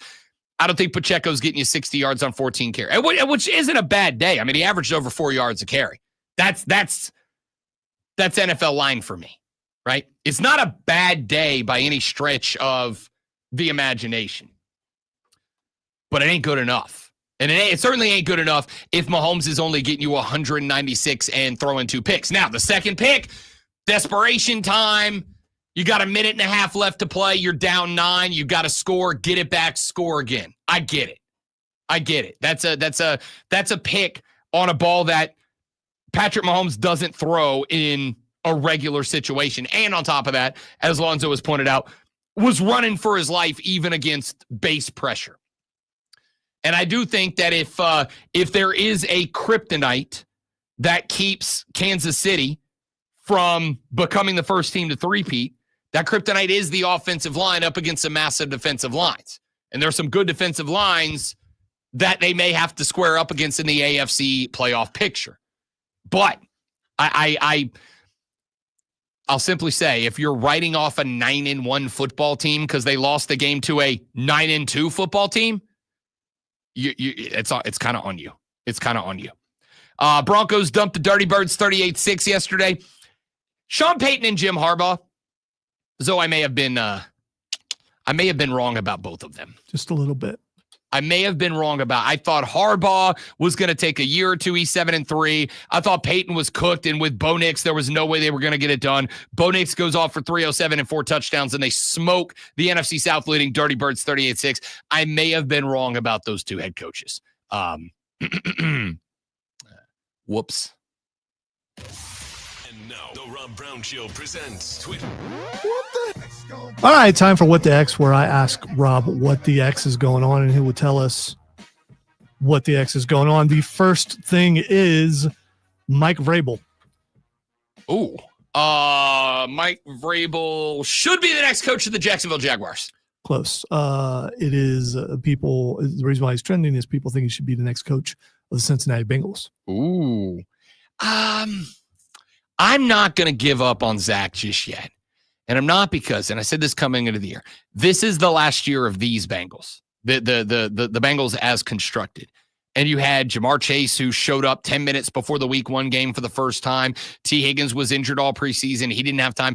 How does a team that has a quarterback performing like Joe Burrow is performing right now, that man he's going to have 4,000 yards with like 3-4 weeks left to play.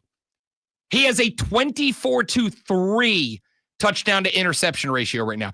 I don't understand how this team is losing other than the defensive front seven is just not anywhere near where they need to be. If your quarterback goes 28-50 for 356 and 3 touchdowns, you have no reason to lose that football game. I'm not going to give up on Zach, but you better go find a defensive coordinator who can figure this out. Vrabel needs to go to Jacksonville, though. I mean, with his Ohio roots and all that kind of stuff, that's why people are wanting him. That's actually good. Be there. All right. Would you rather have Vrabel or Hoodie for Cincinnati? For any team? For Cincinnati, Vrabel for sure.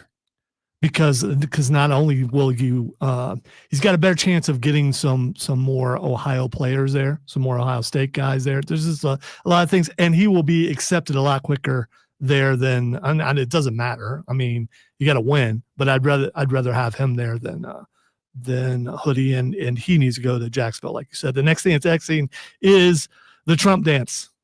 Okay, so the Trump dance has taken over sports. All right, the Trump dance has taken over. First off, I was already doing it before he did it. So I mean, First off, I need these athletes to get it right, because they're all doing it down here by the hips. It's up here by the shoulders. All right, it's up here, but you got to get it right. I saw John Jones do it after he knocked off Stipe Miocic. We're going to talk about that fight later this week. I didn't think it was as bad as you did. Horrible, a waste of money. I will never spend money on UFC again. It's going to take a lot to get me to come back. We're going to talk about that. We may have to get into that tomorrow instead of Fight Club, but we'll see, because I didn't agree with that. But John Jones did it. Who was there? Was like 2 or 3 NFL guys did it yesterday. I know TJ Watt's done it a couple of times. Everybody's doing it, which is great. I get it. I understand it. But like, get it right. It's up here. You got and the golf swing has to be included, because that was part of the dance for sure. All right, the next thing that's Xing is Danhausen. Danhausen is Xing because Danhausen has run out of bleeps to give on Twitter. He is just roasting people on Twitter right now. A lot of people coming after his gimmick. There was a guy who made a reference to him and utilized a I won't say slur, but very aggressive word regarding Danhausen's mental capacity. And I'm assuming this is why Danhausen just elbow dropped him on Twitter for phrasing things the way he did. How's that? That's part of it. The other part is that he's still under contract for AEW. They're just not using him, which is disappointing. Because they supposedly don't know what to do with him. Yeah, that's a big problem for me. Like, you just let him go out there and have fun, especially when you brought in one of those Costco D-bags, the boom guys, right? Like, if you were going to bring in loser social media influencers, not even fun social media influencers, dumb, obnoxious ones, and give them matches, but you're telling me you don't know how to use Danhausen? I got to tell you, Zoe, I'm very rapidly running out of steam for AEW, which stinks. Well, part of the problem is he can't wrestle that good. At least what we've seen on AEW, he didn't look like he could wrestle that good. He must have been pretty good in the independents to get as popular as he did. And finally, the last thing, because the show should end the way it started, World War III is Xing, which is 100% not happening yet. I don't know. Putin's got those nukes ready. That's true. And Biden did approve Ukraine to start launching strikes into Russian territory. And there's a nuclear station not far from here. That thing gets hit, we're all dust. Nice knowing you guys. Relax, take a breath. We're good. We're fine. All right. Let's keep fighting about raw milk first. All right, y'all have a great rest of your day. We'll be back tomorrow to do it all over again, but better don't drink and drive. I'll punch you in the face. See you tomorrow on the Rob Brown Show in the Fan Upstate later. I don't know if you're familiar with it. The internet can be a difficult place.